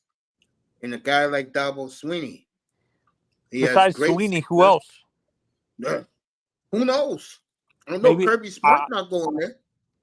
Yeah, there's no way in hell Kirby leaves Georgia. Um, maybe someone from the NFL and stuff like that. I don't know, but like Nick said yesterday on a Pat McAtee, he's not ready to leave yet. I think honestly, I think Saban dies on the sideline. I don't think he retires. There's no way they force him to retire. What else? Does Saban really have anything else to do, Mace? Does he I have a think he life would like outside of football? no, Him and but I him think and Saban Belichick. doesn't like. I think Saban doesn't like the fact that everybody looks at him as a non-factor. Which is not a smart thing to do. Why? He's one more loss away from them out this year. And let's be honest, Mace. Who's the most consistent head coach the past 10 years in It college could be football? just Saban, but we're not talking about 10 years ago, bro. Kirby Smart is at the king of the mountain right now, and he's No, about to repeat. Did Nick Saban ever do that, Alabama? uh, he won twice in a row, but I don't think he three-peated. No, no one's repeated in the last 86 years. Wait, did the Hurricanes three-peat it? Did they No, almost do it in the 80s? The Hurricanes never won back to back. Oh, I thought they won back-to-back in the Never 80s. won back to back. Oh, okay. Oh, is Marino's birthday today, Mish? Tomorrow. Wow. I didn't know he was turning 60. I didn't know he was in his 60s. I thought he was in 62 his years 50s. old tomorrow. Huh? 62 years old tomorrow. He looks good for 62.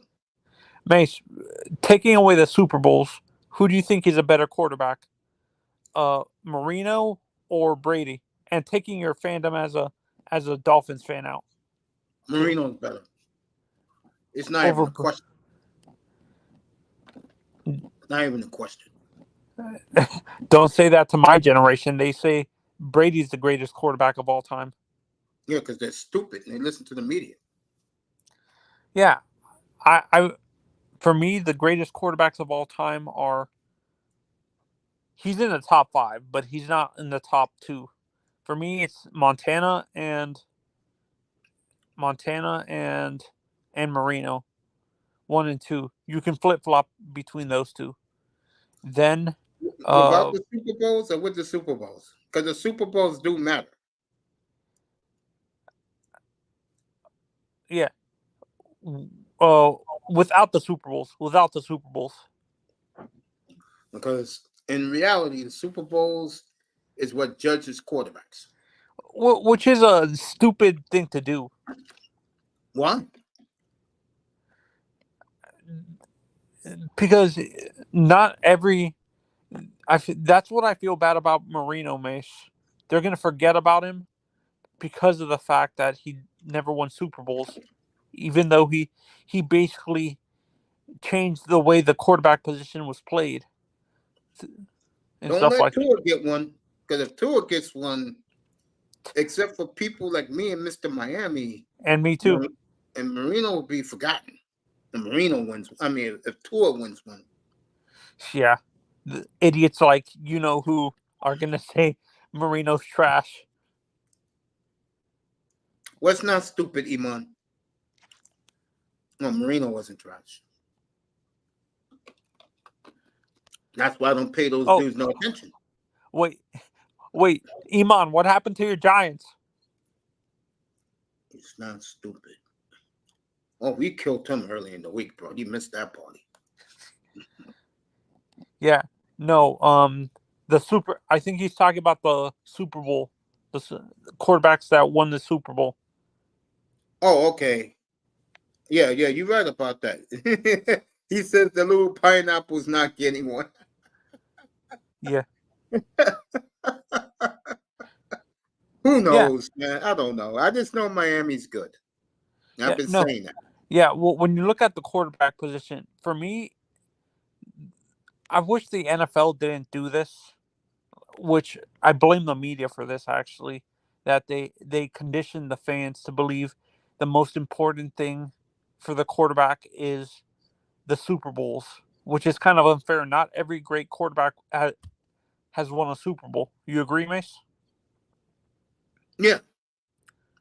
So it's like in the NBA, because the NBA does the same thing. For all the people who mock Charles Barkley, they're crazy. Charles Barkley is one of the all-time greatest players I've ever seen. I think baseball and hockey do it the best. They do it with stats. Yeah, not championships are the icing on top of the cake, but they focus more on the stats and stuff like that. And get Super Bowl ring too. If Tua, no, he's not. Cut that out.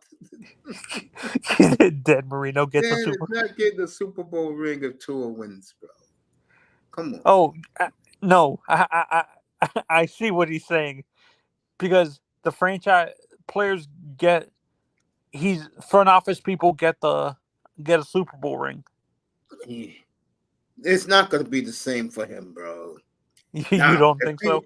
Now, if he was the GM and he built this team, it would mean the world to him, yes. It would mean the world to him. Yeah. For me, Dan Marino, like I said, Marino is the one that evolved how the quarterback position played. Half the quarterbacks coming into the drafts always, who do they get compared to all the time, Mace? The pocket passers.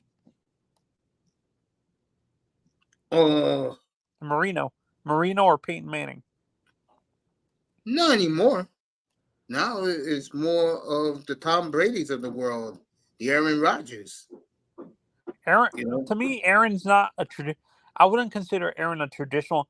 He's a dual threat quarterback. He doesn't run all the time, but he's a dual threat.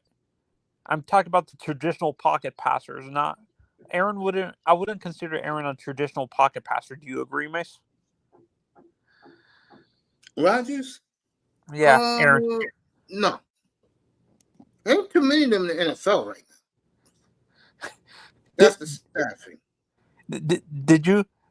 I read somewhere where Jordan Palmer. I can't. Jordan Palmer, that's Carson's brother. Yeah. Yeah. He has the school out in LA. Yeah, Tony Gwynn. Yeah, I agree with that. No, but apparently him and Carson hate each other. I Like can see that. it's like I think don't the Paul don't the Rogers brothers hate each other? Yes. Nice What's his seeing bro- Aaron Rodgers today taking names. They told him the name of the guy who said that Aaron was a clown. Pat McAfee. Aaron Rodgers called him a effing, effing. AJ Hawk?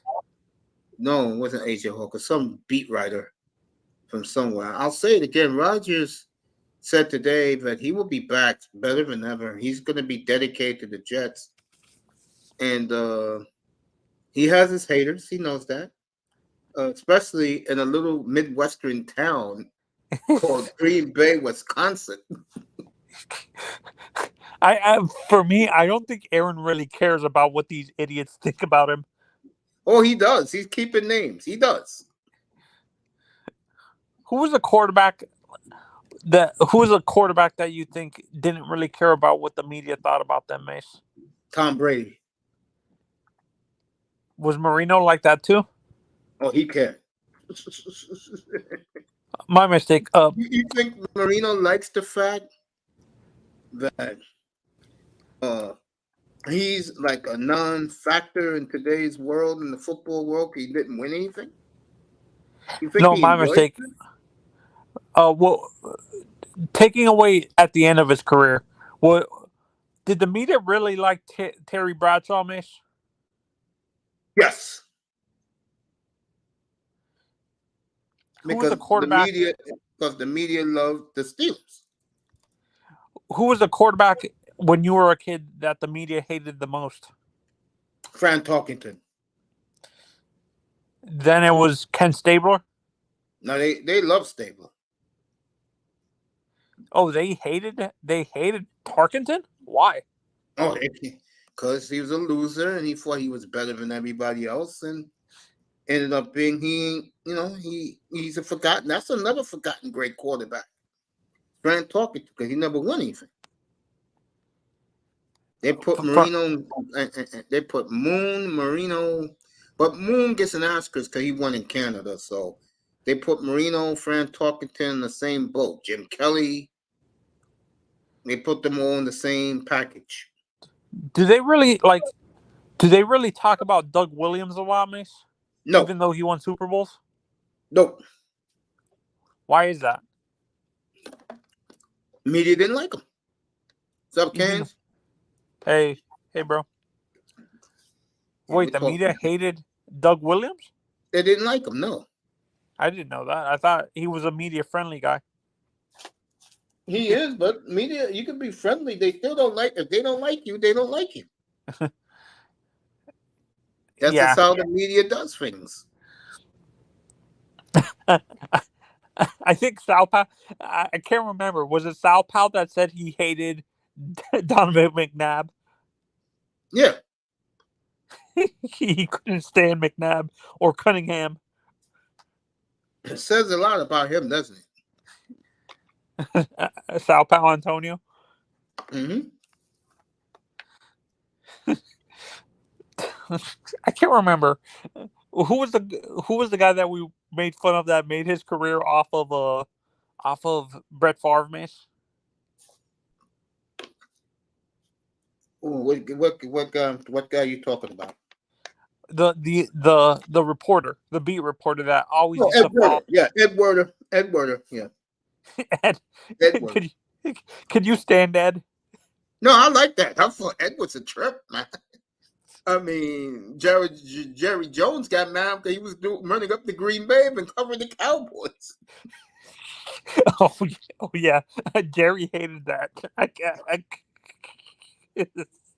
He's like, yeah, he was wrong though, man. You don't treat your local media like garbage, but give all the shit you want to talk to Ed Werder, and God bless his soul, John Clayton. You don't be doing that, man.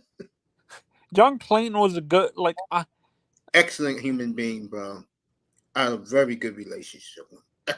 Excellent. Did you get along with the guy who passed away from baseball, Mace? The beat reporter that worked for ESPN. Pedro Gomez? I never met Pedro Gomez. You never met Pedro? Yeah, but from everything I hear, everybody loved Pedro Gomez. Oh my God! I want to hear your stories about Bobby. Bob who? Bob Costas? No, Bobby V. Oh, Bobby V? Yeah. Bobby V was a cool dude if you know what you're talking about. But he thought he invented the sport. He's damn right he act like he invented the sport. Who was worse, him or Bob? No, Bob Costas ain't that bad. Bobby V, bro. I Bobby thought V, Bob. who else act like they invented the sport? It's not Bobby V. It's Bobby V. It's not Costas. It's somebody else, too. Ken Act Rosenthal? No. Somebody else act like they invented the game of baseball. Oh, Joe Girardi was another one like that. Oh, Joe. Oh, Jesus Christ. That's why the Yankees got rid of him, because even though he was a damn good manager, and he's a good dude, Brian Cashman and him didn't work, bro, because Brian Cashman, he used to look down on Brian Cashman as just someone who signed the checks. I think, honestly, his personality fits well in Philly better than New York. He got Girardi. fired, too. No, that's what I'm saying. I think, personality-wise, I think he fits Philly more than New York. Even though they fired him, the personality fit. Do you agree? No, they ran him out of Philly too quick, so I'll say New York loved him. Philly, they ran his ass out. I'm surprised he didn't manage the Mets. He did. Well, you think you guys claimed the fame? He managed the Mets for like 10 years. Wait, so Girardi managed the Mets before he managed the Yankees? Talking about Bobby V. No, Girardi managed the Marlins. Then he went to the Dodgers? No Dodgers. He went to the Marlins and then to the Yankees. No, that's what I'm saying. I'm surprised Girardi never managed the Mets.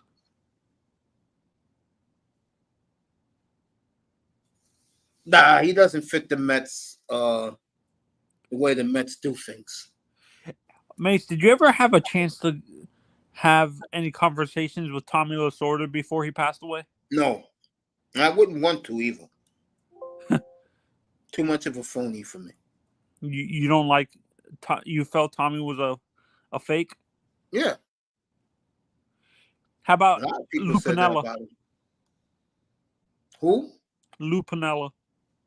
Well, I'll go here. I remember Lou when I was a kid because I used to go to games every night.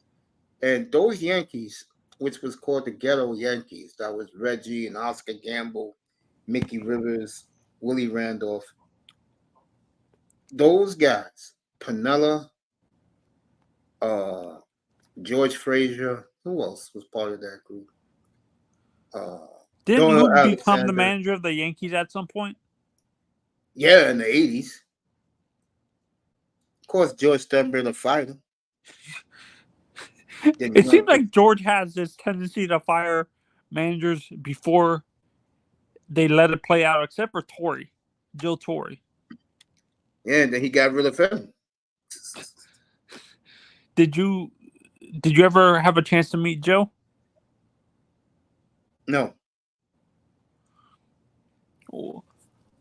What managers did you ever, besides Bobby V, what other baseball managers did you have a chance to, like, meet as a kid or as an adult? Tony La Russa and Jim Lehman. Two of the coolest dudes you ever want to meet. Those two dudes. White Sox, 40 years ago, White Sox. Leland was La Russa's third base coach. Great dude. How about the guy? Did you ever meet the manager for the Indians in the 90s? No. Mike Harmgrove? I would have loved to. Was he a good manager, Mace? I didn't think so until the World Series he lost to the Marlins. I agree with Harold Reynolds, who interviewed him after Game 7. That was one of the great World Series, one of the great manager jobs I've ever seen for a losing team. He did a phenomenal job in that World Series. The only problem was Mesa didn't finish the deal. That's why to this day, our boy Omar can't stand wants to kill. He wants to kill him on sight. Jesus. Was there a football coach like that, Mace, who thought he invented the sport? Football coach? Like a Bobby V? I gotta think. I know there's a basketball coach who I think we talk about him all the time. I can't remember his. For the NFL, Mark Clayton rocked. Don't worry, Canes. I'll get you. I mean, don't worry, Moss. I'll get you next week. You didn't think what came across my Instagram when I was up here last night watching the Eagle game, right? We'll get into it next week. What was I gonna say? Football. Who was a commentator? No, coach, head coach. Coach. Before he knew everything, Parcells. Belichick. Belichick hasn't done television. Jimmy? No, Jimmy's good. I don't like Jimmy, the human being, but Jimmy, the TV guy, is very good.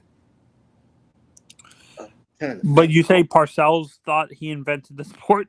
Yeah. Parcells, somebody else who was Urban Meyer's another one. I think he invented college football. Oh yeah. Oh God. No, and I can't believe I'm saying this. A lot of Michigan fans tell me that. Another one. Bill Cowher. On CBS for college football. No, Bill Cowher for the pros. CBS on Sunday mornings, the 12 o'clock show. He thinks he's invented the wheel. No, and a lot of Michigan fans say this.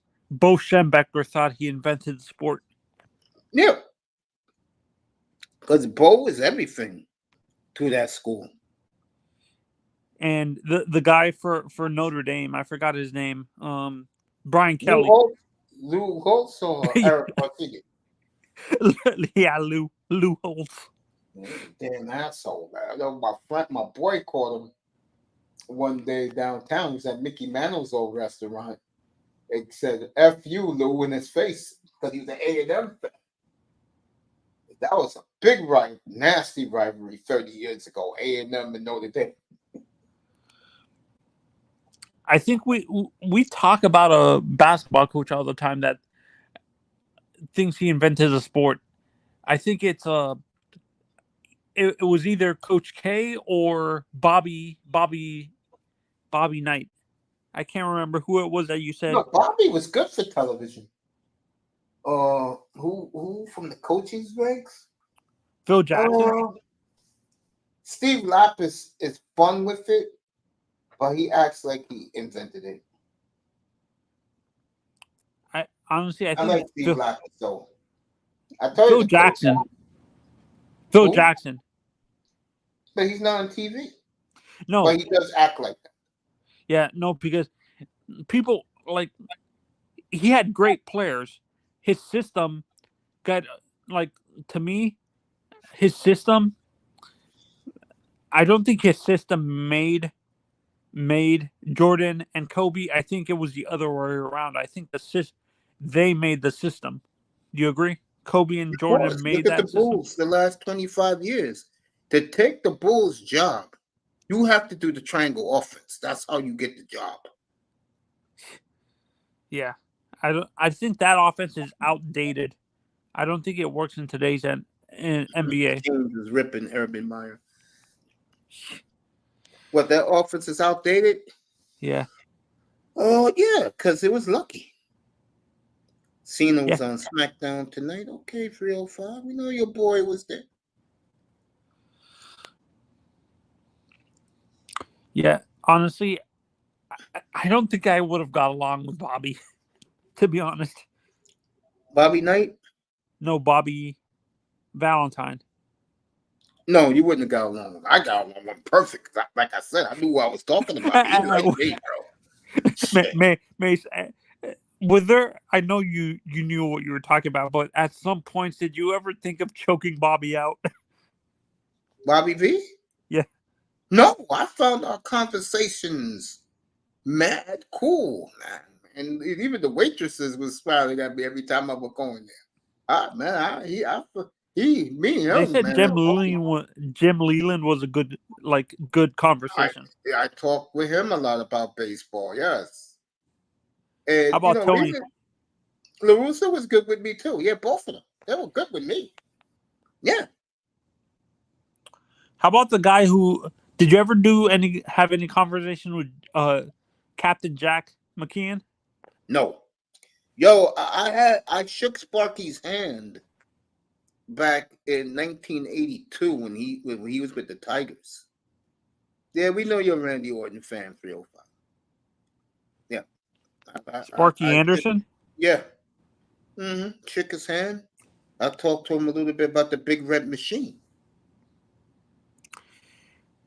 Wait, so Sparky went from the Reds to the Cardinals? To the Tigers. Who was the guy before Tony La Russa in the 90s that coached Ozzie Smith and them? Herzog, and there was Joe Torre. How about Whitey? That's Herzog. That's what I said. That's what I'm saying. Did you ever have Did you ever have a chance to talk to Whitey?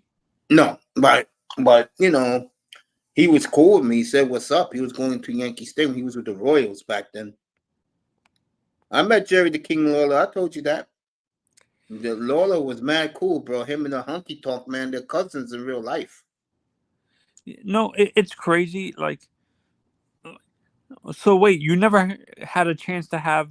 How about Bobby, the coach for the old manager for the Braves?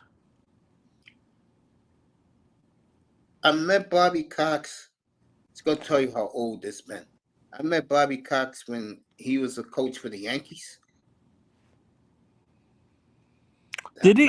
I thought Bobby was before he became the manager for the Braves. The Braves. He was with the Blue Jays.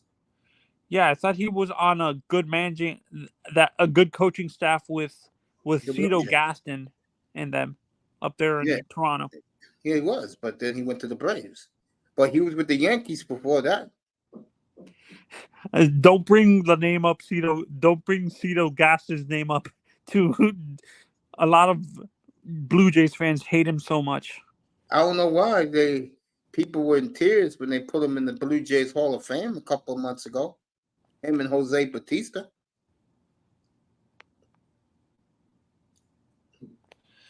Honky Tonk Man, he was pretty funny.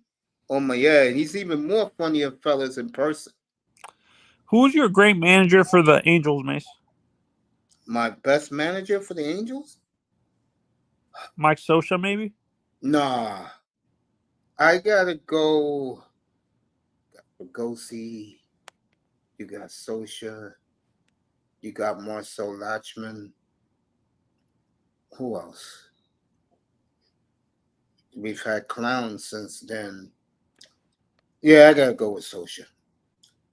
I didn't hate Scioscia. I just didn't like his ways of managing. But I will say this about Mike Scioscia: one of the nicest people you ever want to meet. Who was the manager of those great Angels in the outfield teams, like in the 70s, Mace? Those good Angels teams in the 70s and 80s. Well, they only had two. They only had two winning teams in the 70s. But that's easy for the end of the 70s. It was Brian Downing. I'll do it my way. Joe Rudy, Ken Landreau, and Lyman Bostock, who died horribly in a misidentification. They killed him in a Chicago restaurant. 1978. They shot him to death. Oh, Bostock became a manager for the Angels? No, you asked me who was the outfield in the late 70s, right? No, I'm asking who was the manager during those times. The end of the 70s with Jim Fregosi. He was all right. So Nothing special. for me, as a Marlins fan, I'm saying for me it's McKeon all the way. Okay. You take him over Leland? I was too young to remember Leland. Like I was like 4 or 5 when the Marlins won that championship. All you Marlin fans love Trader Jack. I don't understand why. I will say this for Jack McKeon. I will give him this. With all the talent he had in San Diego, with the big trade he made, he traded Roberto Alomar and Joe Carter for Fred McGriff and Tony Fernandez, which really was a horrible trade. The Blue Jays went on to win 2 World Series in a row. He did get talent. I'll give him that. That man can accumulate talent. And he deserved the championship. I'll give Jack that. Didn't Jack? I thought Jack coached the. Wasn't he the manager for the Tigers when they won the World Series too? No, that was Sparky Anderson. No, the one with what's his face? The only one. Next year, damn. Next year is the 40th anniversary since they won their last World Series for the Tigers. 2006, they lost to St. Louis. 2012, they lost to San Francisco. Who was the Przinsky manager for the White Sox? Yeah, you have to bring me back to that, right? Yes, who was the manager, James? Who was their manager? I gotta think. He was there for a while too. I know he replaced Jerry Manuel.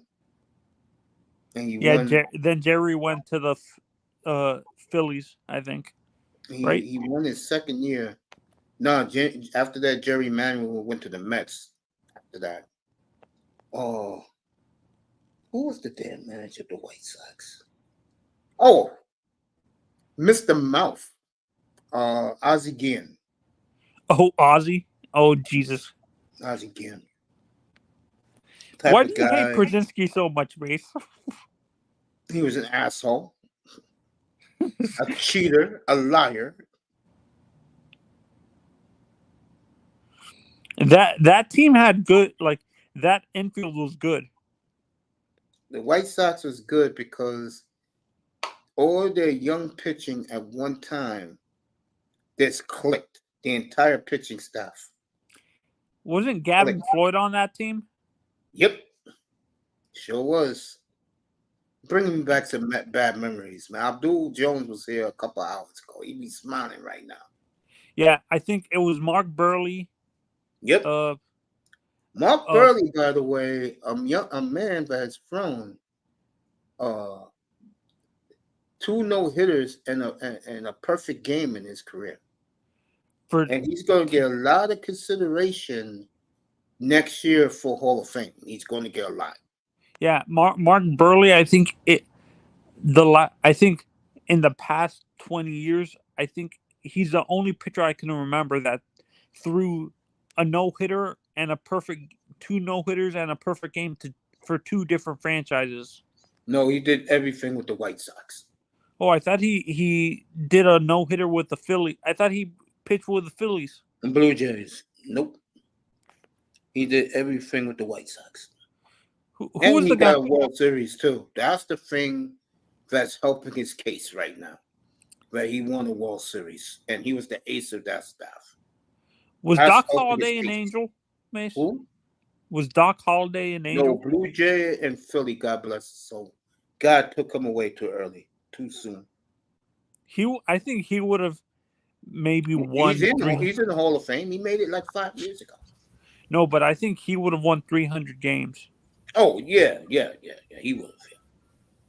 Yeah. He was the first. This is going against what you just said.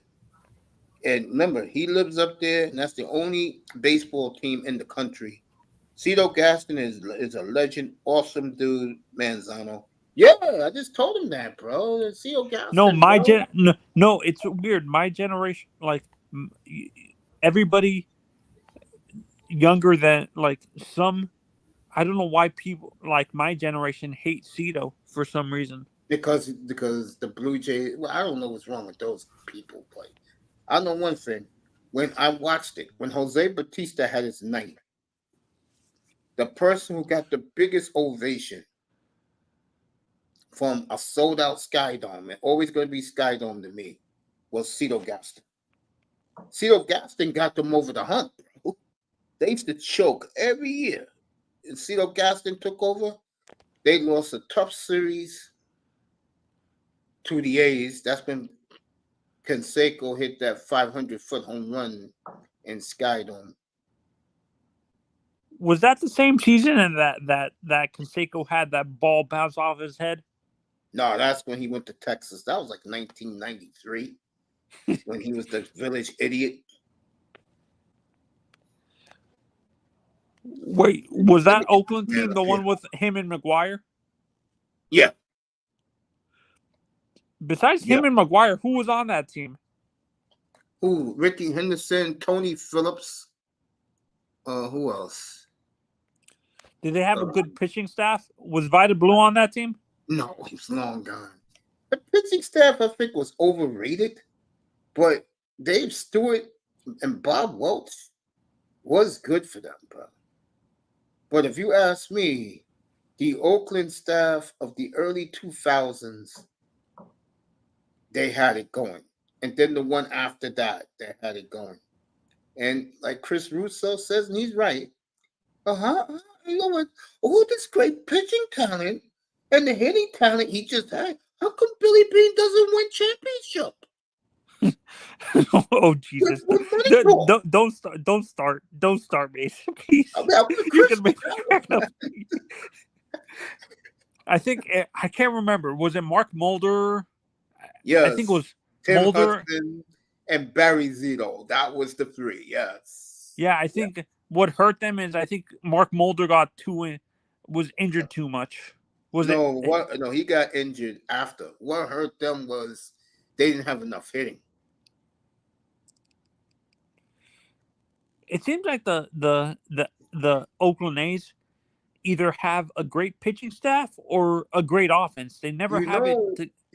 This guy is a huge A's fan. Coach Prince Pierre, I kill him all the time. Remember 2 years ago, I said, "Bro, you won 98 games. What happened?" Oh Jesus! The budget. I don't want to hear about the budget, bro.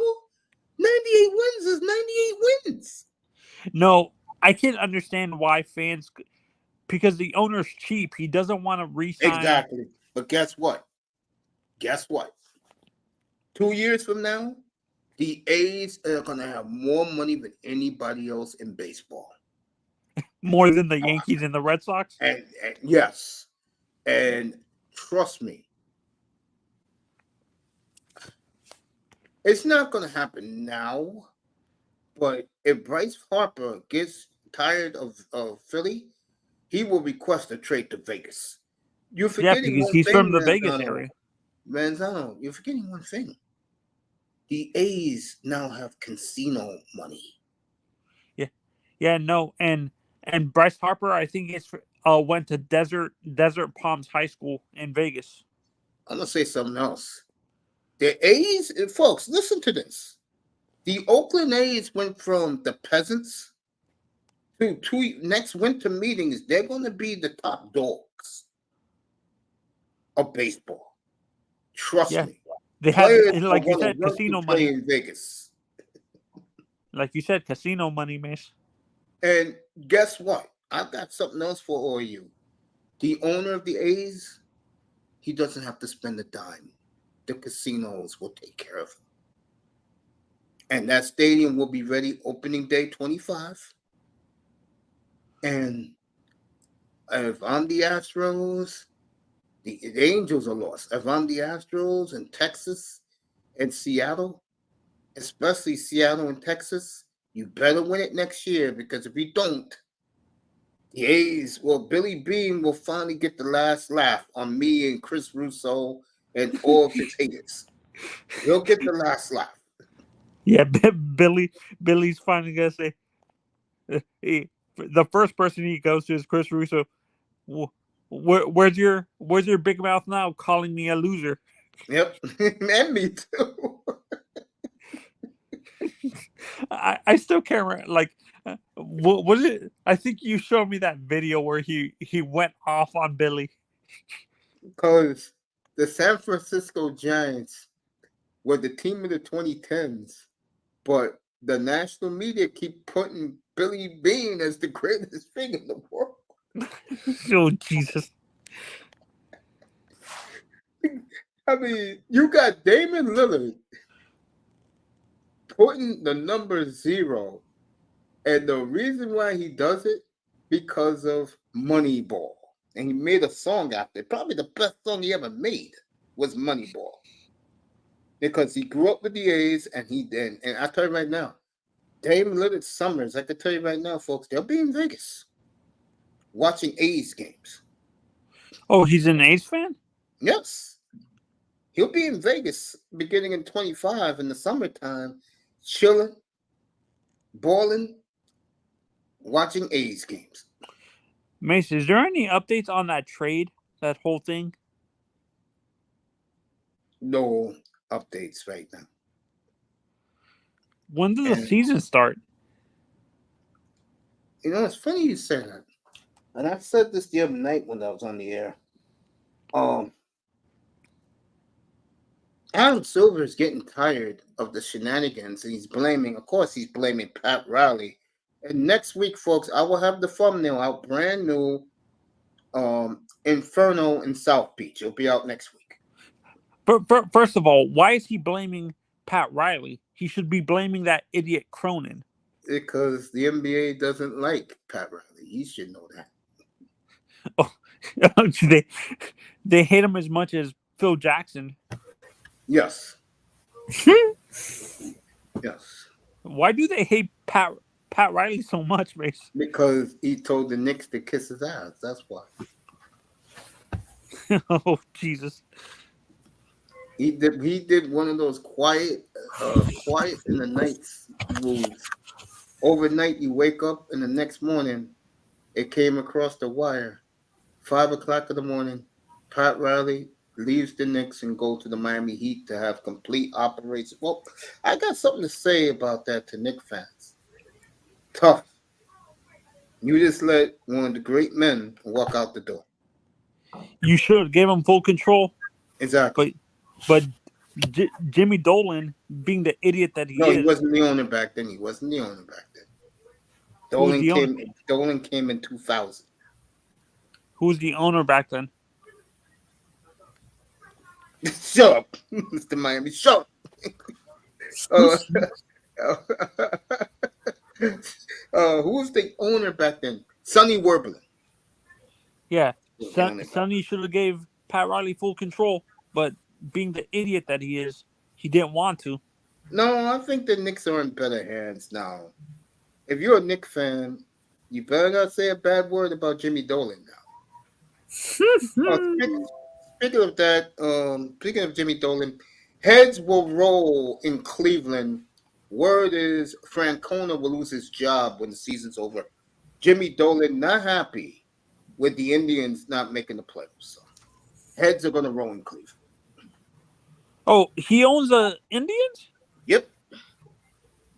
I didn't know. Heads are going to roll in Cleveland. That's a damn shame. You want to talk about a cheap MF? Look at the way Jimmy Dolan treats the Indians, bro. Oh, jeez. Oh, you can't make this shit up, bro. You can't make it up. Mace, let's say hypothetically, let's say the Marlins missed the playoffs by a few games. Do you think they go and try to get Terry? Terry who? Francona. You should be happy with Skip Schumacher. You guys are in contention for a playoff spot. No, I'm saying sometimes the owner does that. Like I If think we Miss Anger's gonna go after a free agent or two. I see her doing that. Bruce Sherman, All right, something happened to Juwan Howard because everybody's sending prayers to for Juwan to let you know what happened to him. Okay, he had heart surgery. So our prayers to Juwan Howard. It was successful. God is good. All right, let me look at the baseball standings. so Mace, as a college basketball fan specifically, you you feel that the the Fab Five team is overrated. You think the team Very the year overrated. before, you think Very overrated. you think the team 2 years before was way better. Michigan, yeah, Who was yeah. on that team again? That was Ramil Robinson, Lloyd Vaught, I keep Terry Mills, Glenn Rice. Oh, Terry That Mills, team, the head coach, was on that team. yeah, that team was loaded, bro. Michigan was loaded, bro. Always underachieved, and then they got it done.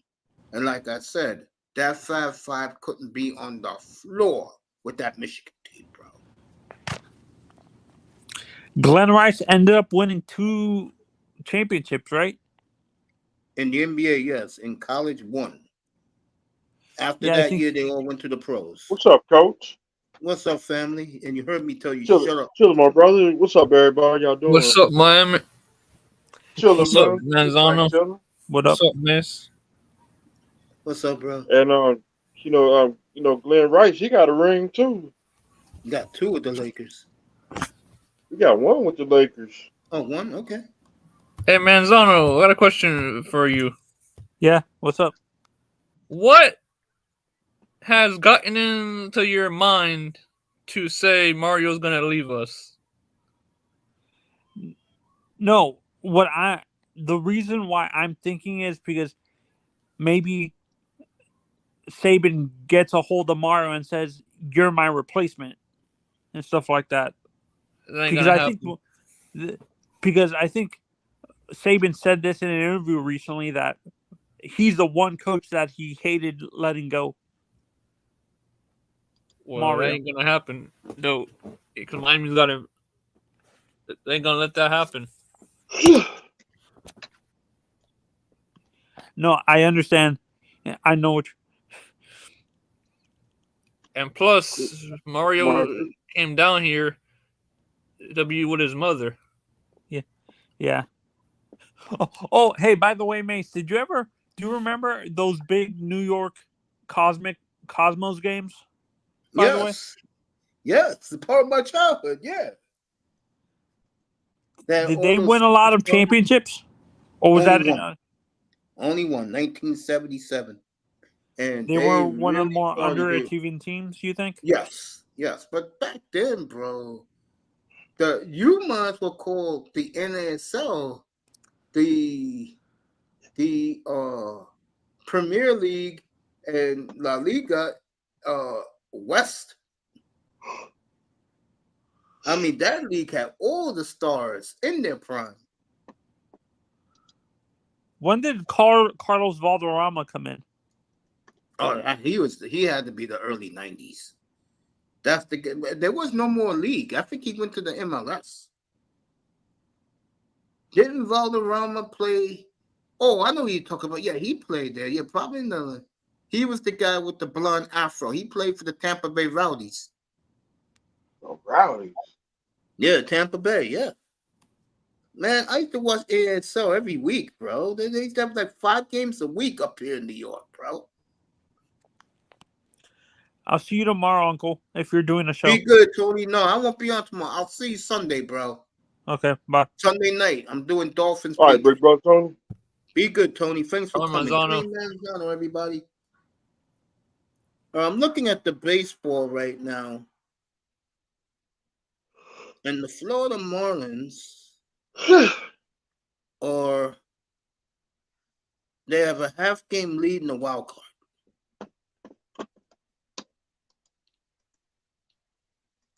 No, they're a half game behind that. They're right behind the Reds. About 2 more weeks of baseball.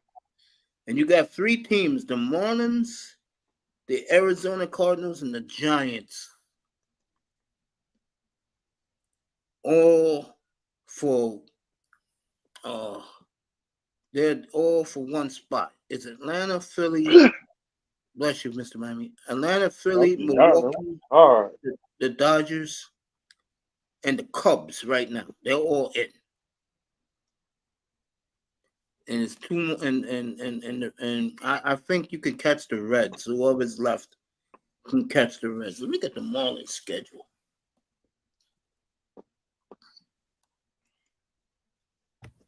Chicken box. These people. It's I'll tell coming. you, MLB does it right. I don't like it, but they do it right. Got to go to Eastern. Got to go to Trick Daddy's restaurant. Go get the box. But you got to wait 3 hours. To get No, that I'm chicken. waiting for the one you. No, I'm waiting for the one you said you're gonna get. It's about the chicken box from New York. Nah, the chicken box from KFC, sir. You getting the 8 pieces for $10, Mr. Miami? Too long to the 12 piece. Okay. You said for everybody.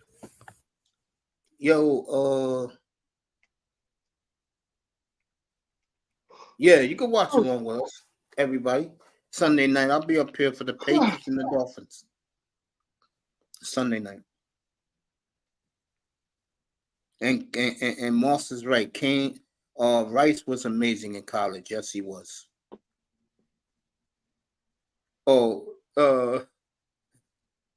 Moss said to you, Mr. Miami, what if the Packers win again? Moss, it's not going to happen.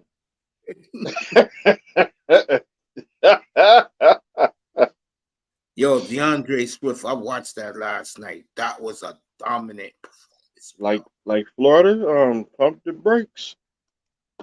So did Twins, Mace, and Braves, like A's went 0s to heroes. Hey, I think the Braves, if they win this year, they're the new dynasty of baseball. Mr. Miami. Portland is beyond trouble. Portland is a disaster in PDX, bro. That's what I think about the Braves. Marlo and Dion saying they stand. Mario and Dion saying they're staying, I thought. Who's that? I know Dion's staying. So let the Braves go to come to Houston. Yeah, the Whitecaps was good. The Seattle Sounders, Portland Timbers. I remember that league, man. Grew up on that. 305? Whitecaps. Yeah, they're still in existence. The Vancouver Whitecaps. Yeah. Yeah. They hope the Whitecaps are down here. Yeah.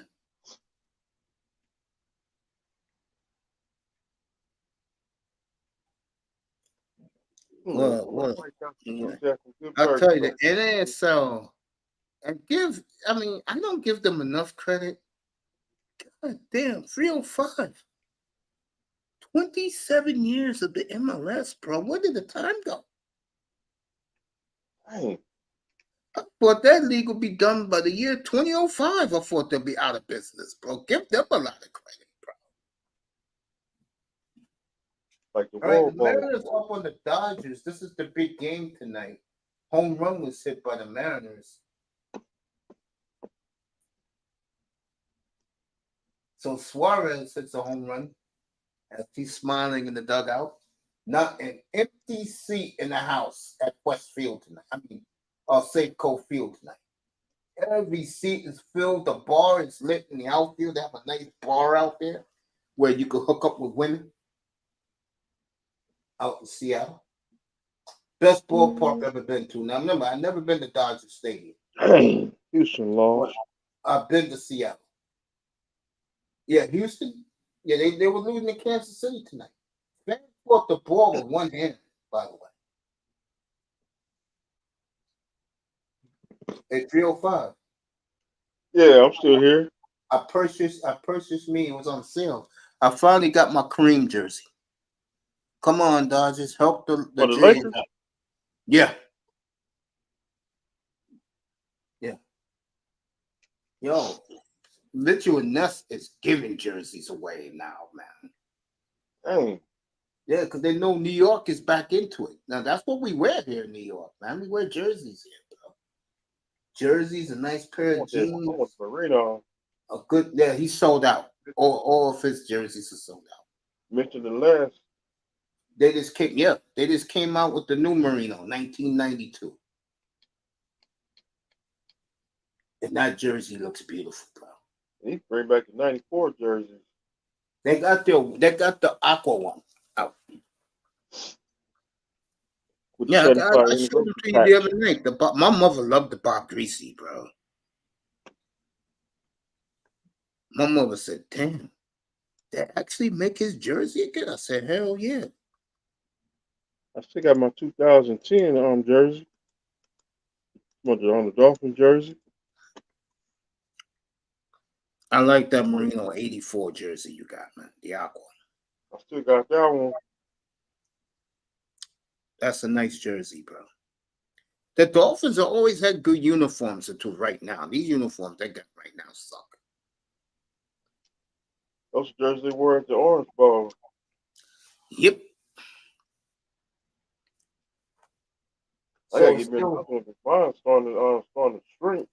Still 1-0 Seattle at LA. Mr. Moss is laughing at what you just said. Miami in the Orange Bowl. At the Orange Bowl. Yep. You know the beautiful thing is, I got the LeBron. I got the LeBrons to match. Great I'll show you the game. LeBrons. I'll show you the LeBrons sometime this week. Let you guys see how it looks. Only wore them once. I've had those sneakers for 10 years now. Never won, but one time. Dang.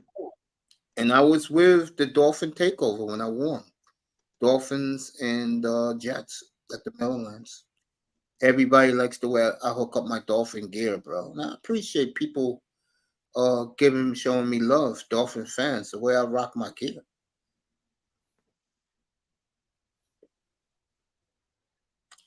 But yes, 305, that jersey is coming. The jersey that you dread me putting on the most. Steve the Bird. No.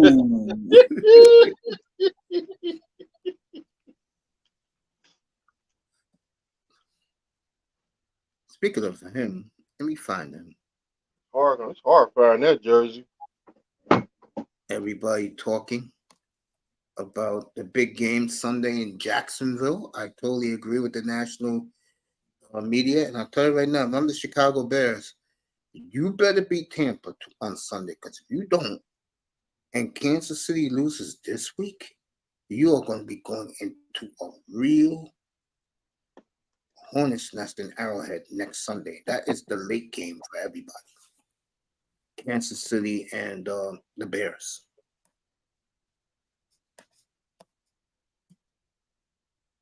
Who Kansas City take on this weekend? They are at Jacksonville. They're at Duval County. Adrian Peterson.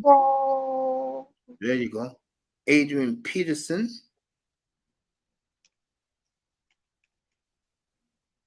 I just came from Jacksonville this year. Yeah. Adrian Peterson is going to be in Dancing with the Stars. About 2 months ago, 3 months ago. Yeah, 2 months Oh, yeah? ago. Yeah. Got to drive to Jacksonville. Oh, that's right, to get to Alabama. Yeah. Again, I'll say it again. Deontay Johnson's out for Pittsburgh this week. Kelsey and Chris Jones are playing. In Green Bay, No Aaron Jones, and no, for a second week in a row, no Christian Watson. So Love this week is going to be playing, and they've demoted the running back, A.J. Dillon. And they're going to go with a rookie running back.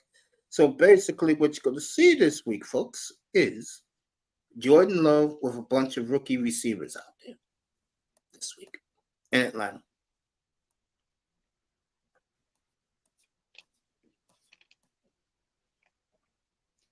And I do believe Love will make it happen again this week.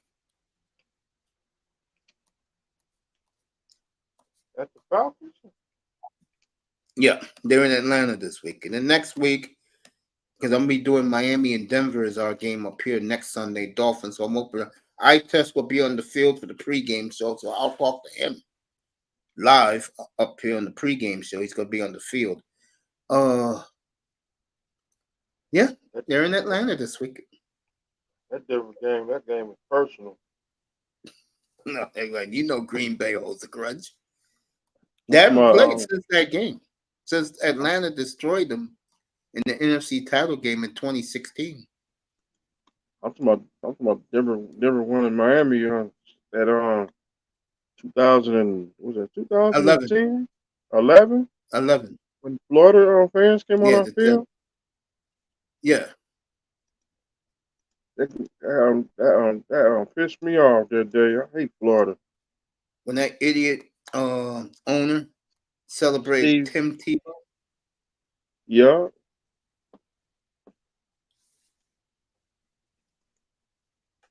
No, we can't stand Florida down here. I got something to say. Yeah, go ahead. So I understand that that our owner has love for Tebow, right? Yes, he did.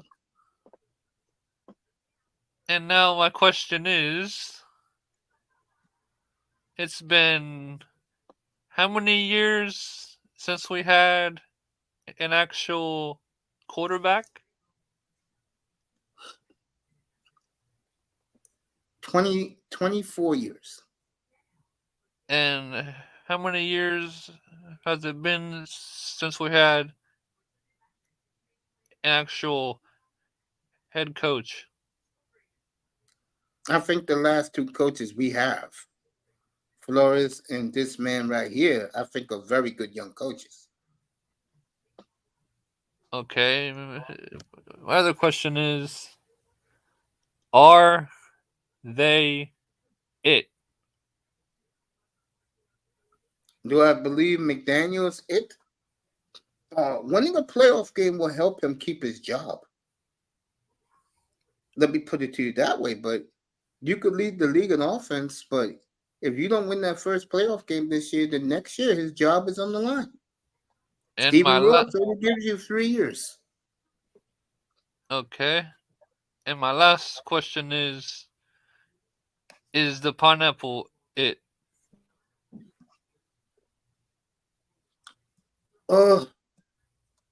For me, no.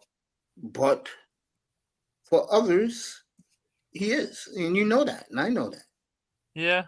Facts. I don't hate him. I just look at him as a guy that has his limitations, but if you play to his skills, which now McDaniel is, last year he played bombs away with him. This year he's throwing over the middle because he's so accurate. I think, like I said, he's not going to get hurt this year, especially if they run the ball more. And I think the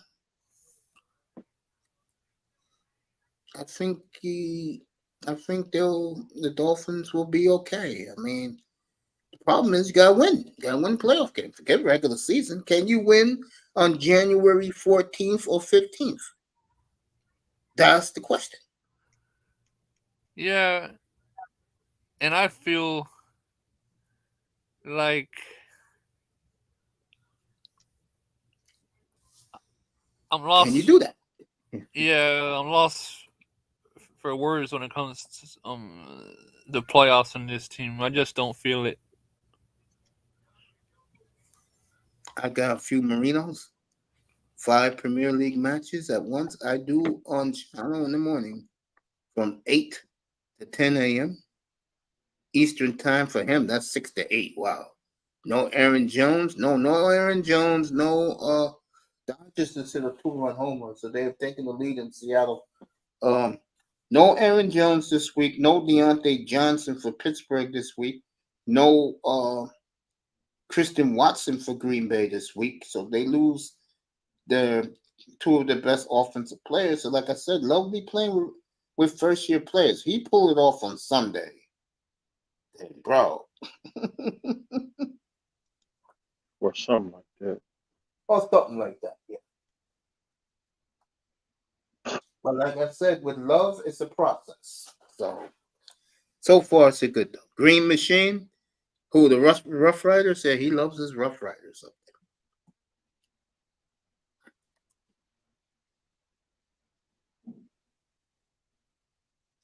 there. The Canes got the number 8 O-line in the country. Okay. Yes, sir. 5 games left in baseball. They got 2 more weeks in baseball. 2 weeks from this weekend will be the last in baseball. Then the playoffs will start.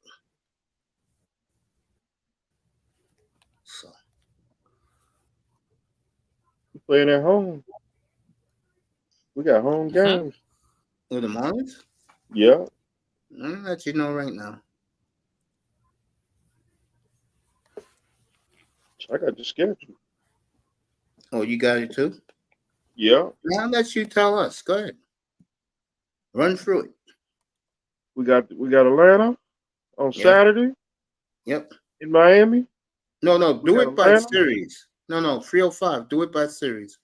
After Atlanta, who they play Monday? We got the New York Mets. what's that team in New York? There's the New The York Mets. Jets or The Mets, yeah. the Jets.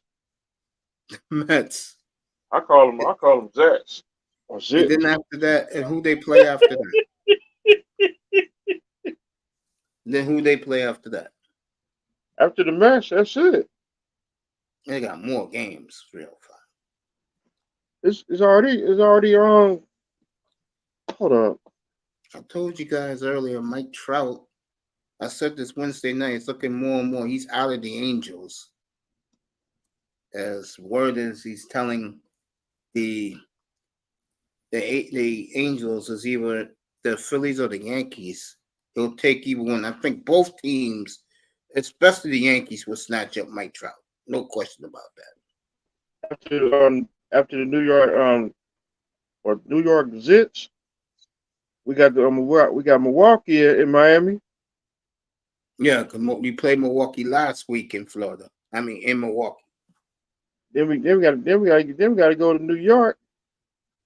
Play the Mets Or again. New York Jets in New York. The Mets. Milwaukee will be tough. Braves ain't playing for nothing. Braves got home field, so. Then we got Pittsburgh Pirates At home. Pittsburgh. Milwaukee be last home game.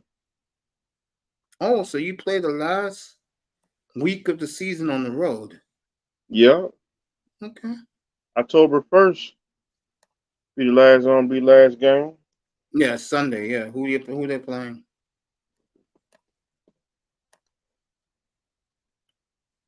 We got dang, I just ran it.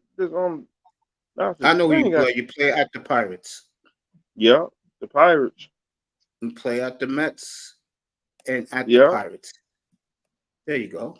You could get into the playoffs, bro. I mean, bro, I think it's good that you're playing a Braves team who really don't need the game. They clinch everything. Then you got the Mets who are dead. Then you got the Brewers. That's going to be good competition for you, for the Marlins next weekend playing because the Brewers need it for first place. So that's going to be a good series. Baseball should make that their marquee series next weekend. Brewers and Marlins, because that's for something big. Let me look at the Astros schedule. I know Orioles Astros begin Monday, so if I am the Orioles, win these last 2 games against Tampa and get a good feel of going to the rest of the year, bro.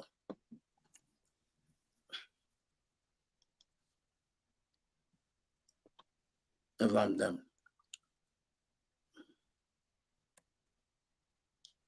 You know, the 24 schedule came out already.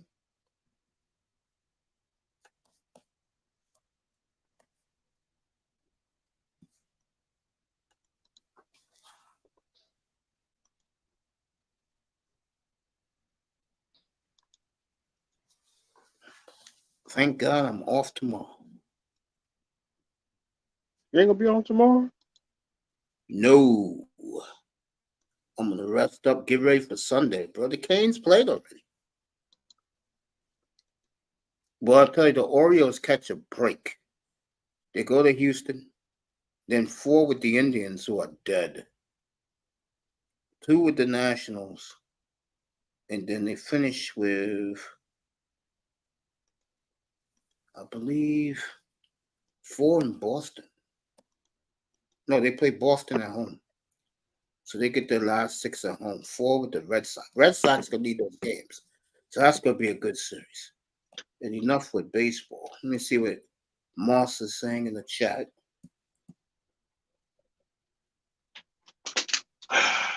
Canes, bye-bye.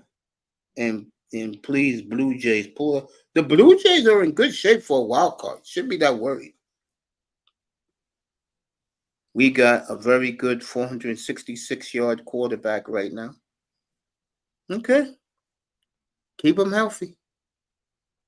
I'll stay on for about 9 more minutes. Then I'm done for the night. And this was a quick night, I'll tell you that. I'll be back. Sorry, I'm on tomorrow. 3:05. I apologize. I'm up here tomorrow. Dan Marino night. 3:05.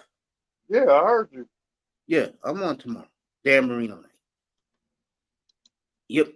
6:30 Eastern time. We will celebrate. I thought you was on. No, excuse me, not 7, not 6:30, 7:15 tomorrow night. Dan Marino. 7 o'clock in the morning. No. Here's the thing. I'll be up tomorrow 7 o'clock in the morning. Dang. It's Saturday.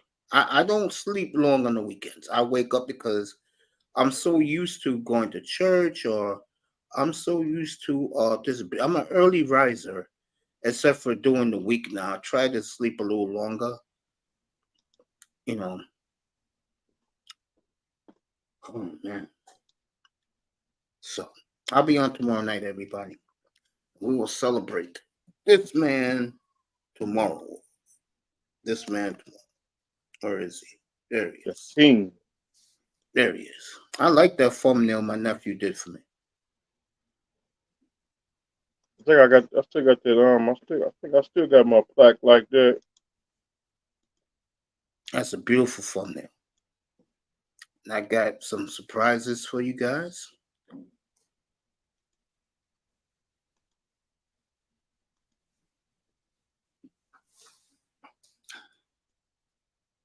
The great games at the Miami Orange Bowl. Against Chicago Bears, 1985. You loved that game, didn't you? Yeah. I'm gonna send you some classic games tonight, bro. Get ready. Text it to you. And you're I remember that game. I wish I could find Christmas Day 71 when we came back and beat Kansas City. It's on YouTube. It's hard to find. Already checked it out. You watched that one? Yeah, Mace didn't pick me up there and watch that game.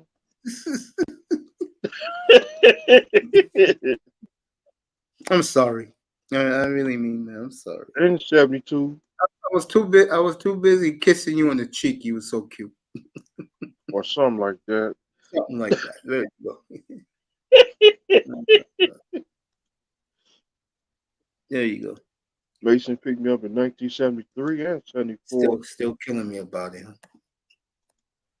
The 74 yearbook. Yeah. That mode was depressing.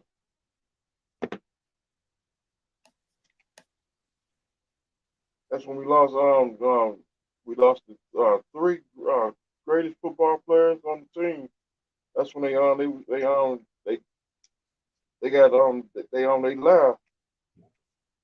Hey Moss, who's winning the Canucks and the Flames exhibition game tonight in Vancouver? Who's winning that game? I can't believe they started exhibition hockey already, man.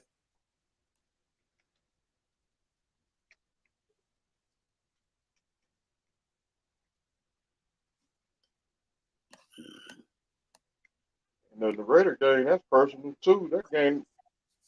That's week 11 in Miami. No, yeah, week 11. We got to get them back too. We got to put a helmet to them. That game is personal.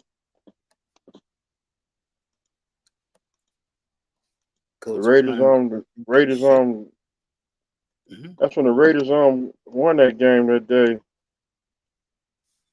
Mm-hmm.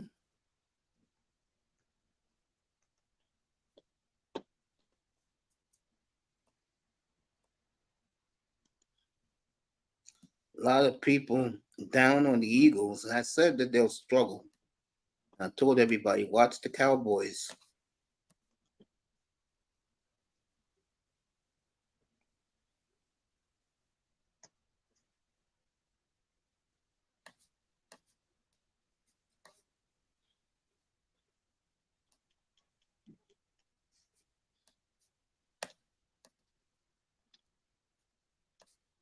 Let me find this game. Oh, I know what it is. The game gave me personal too. Which one? The Dallas Cowboys. You want the Dallas Cowboys? Yeah. Christmas Eve, bro.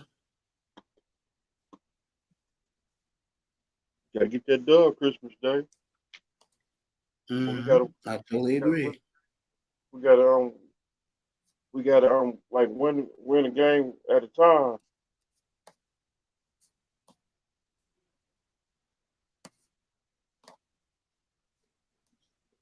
I agree with that. Let me see something. Let you know.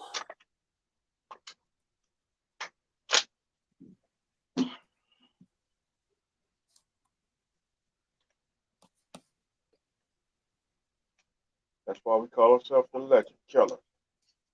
You love that, don't you? Yeah. Randy Orton.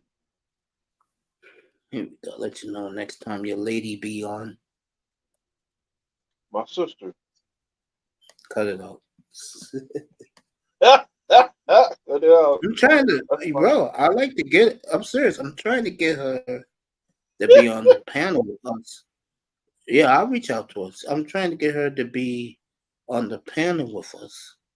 To be on Niggerland with me, Auntie, James Keels.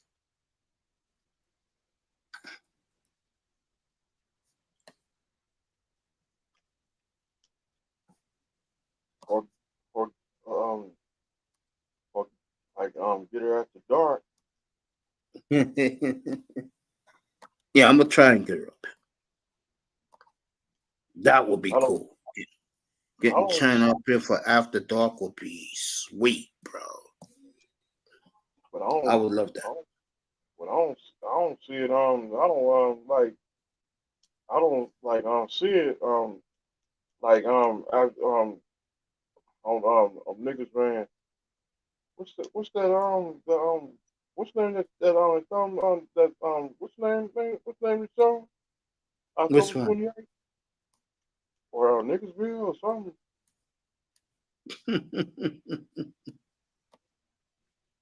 I don't know. I'm getting out of here right now. Get a bulletproof vest. Here we go. Oh yeah, we're out of here. I want to thank the people in the clouds. Hit that thumb button and subscribe. Dodgers up 3-1. You got it, Dan the man, the greatest of all time. We will celebrate him tomorrow. The So king. get ready for it, folks. We'll celebrate that man tomorrow. I want to thank everybody. I want to thank Moss. We'll kill him next week for his support for the sisterhood. Oh, we're going to have some fun with him with that next week. He knows what I'm talking about. We'll talk about me and you talk about it. We'll talk about Off it the next air. week. No, next week. I'm going to bed. Yeah, next week. Raven Knight. Thank you, Next family. week, 1950. Keynes was up there. Manzano, thank you. Abdul Jones pulled up. Pete pulled up. Yeah, we'll take it off the air. I love you, everybody. We'll see you. We'll see you tomorrow night for Dan Marino night. Good night from the Oasis, everybody. We'll see you tomorrow night. 4-1 Dodgers. All right, man. Moss, we'll see you tomorrow night, fam. Dan Marino celebration tomorrow night. Good night from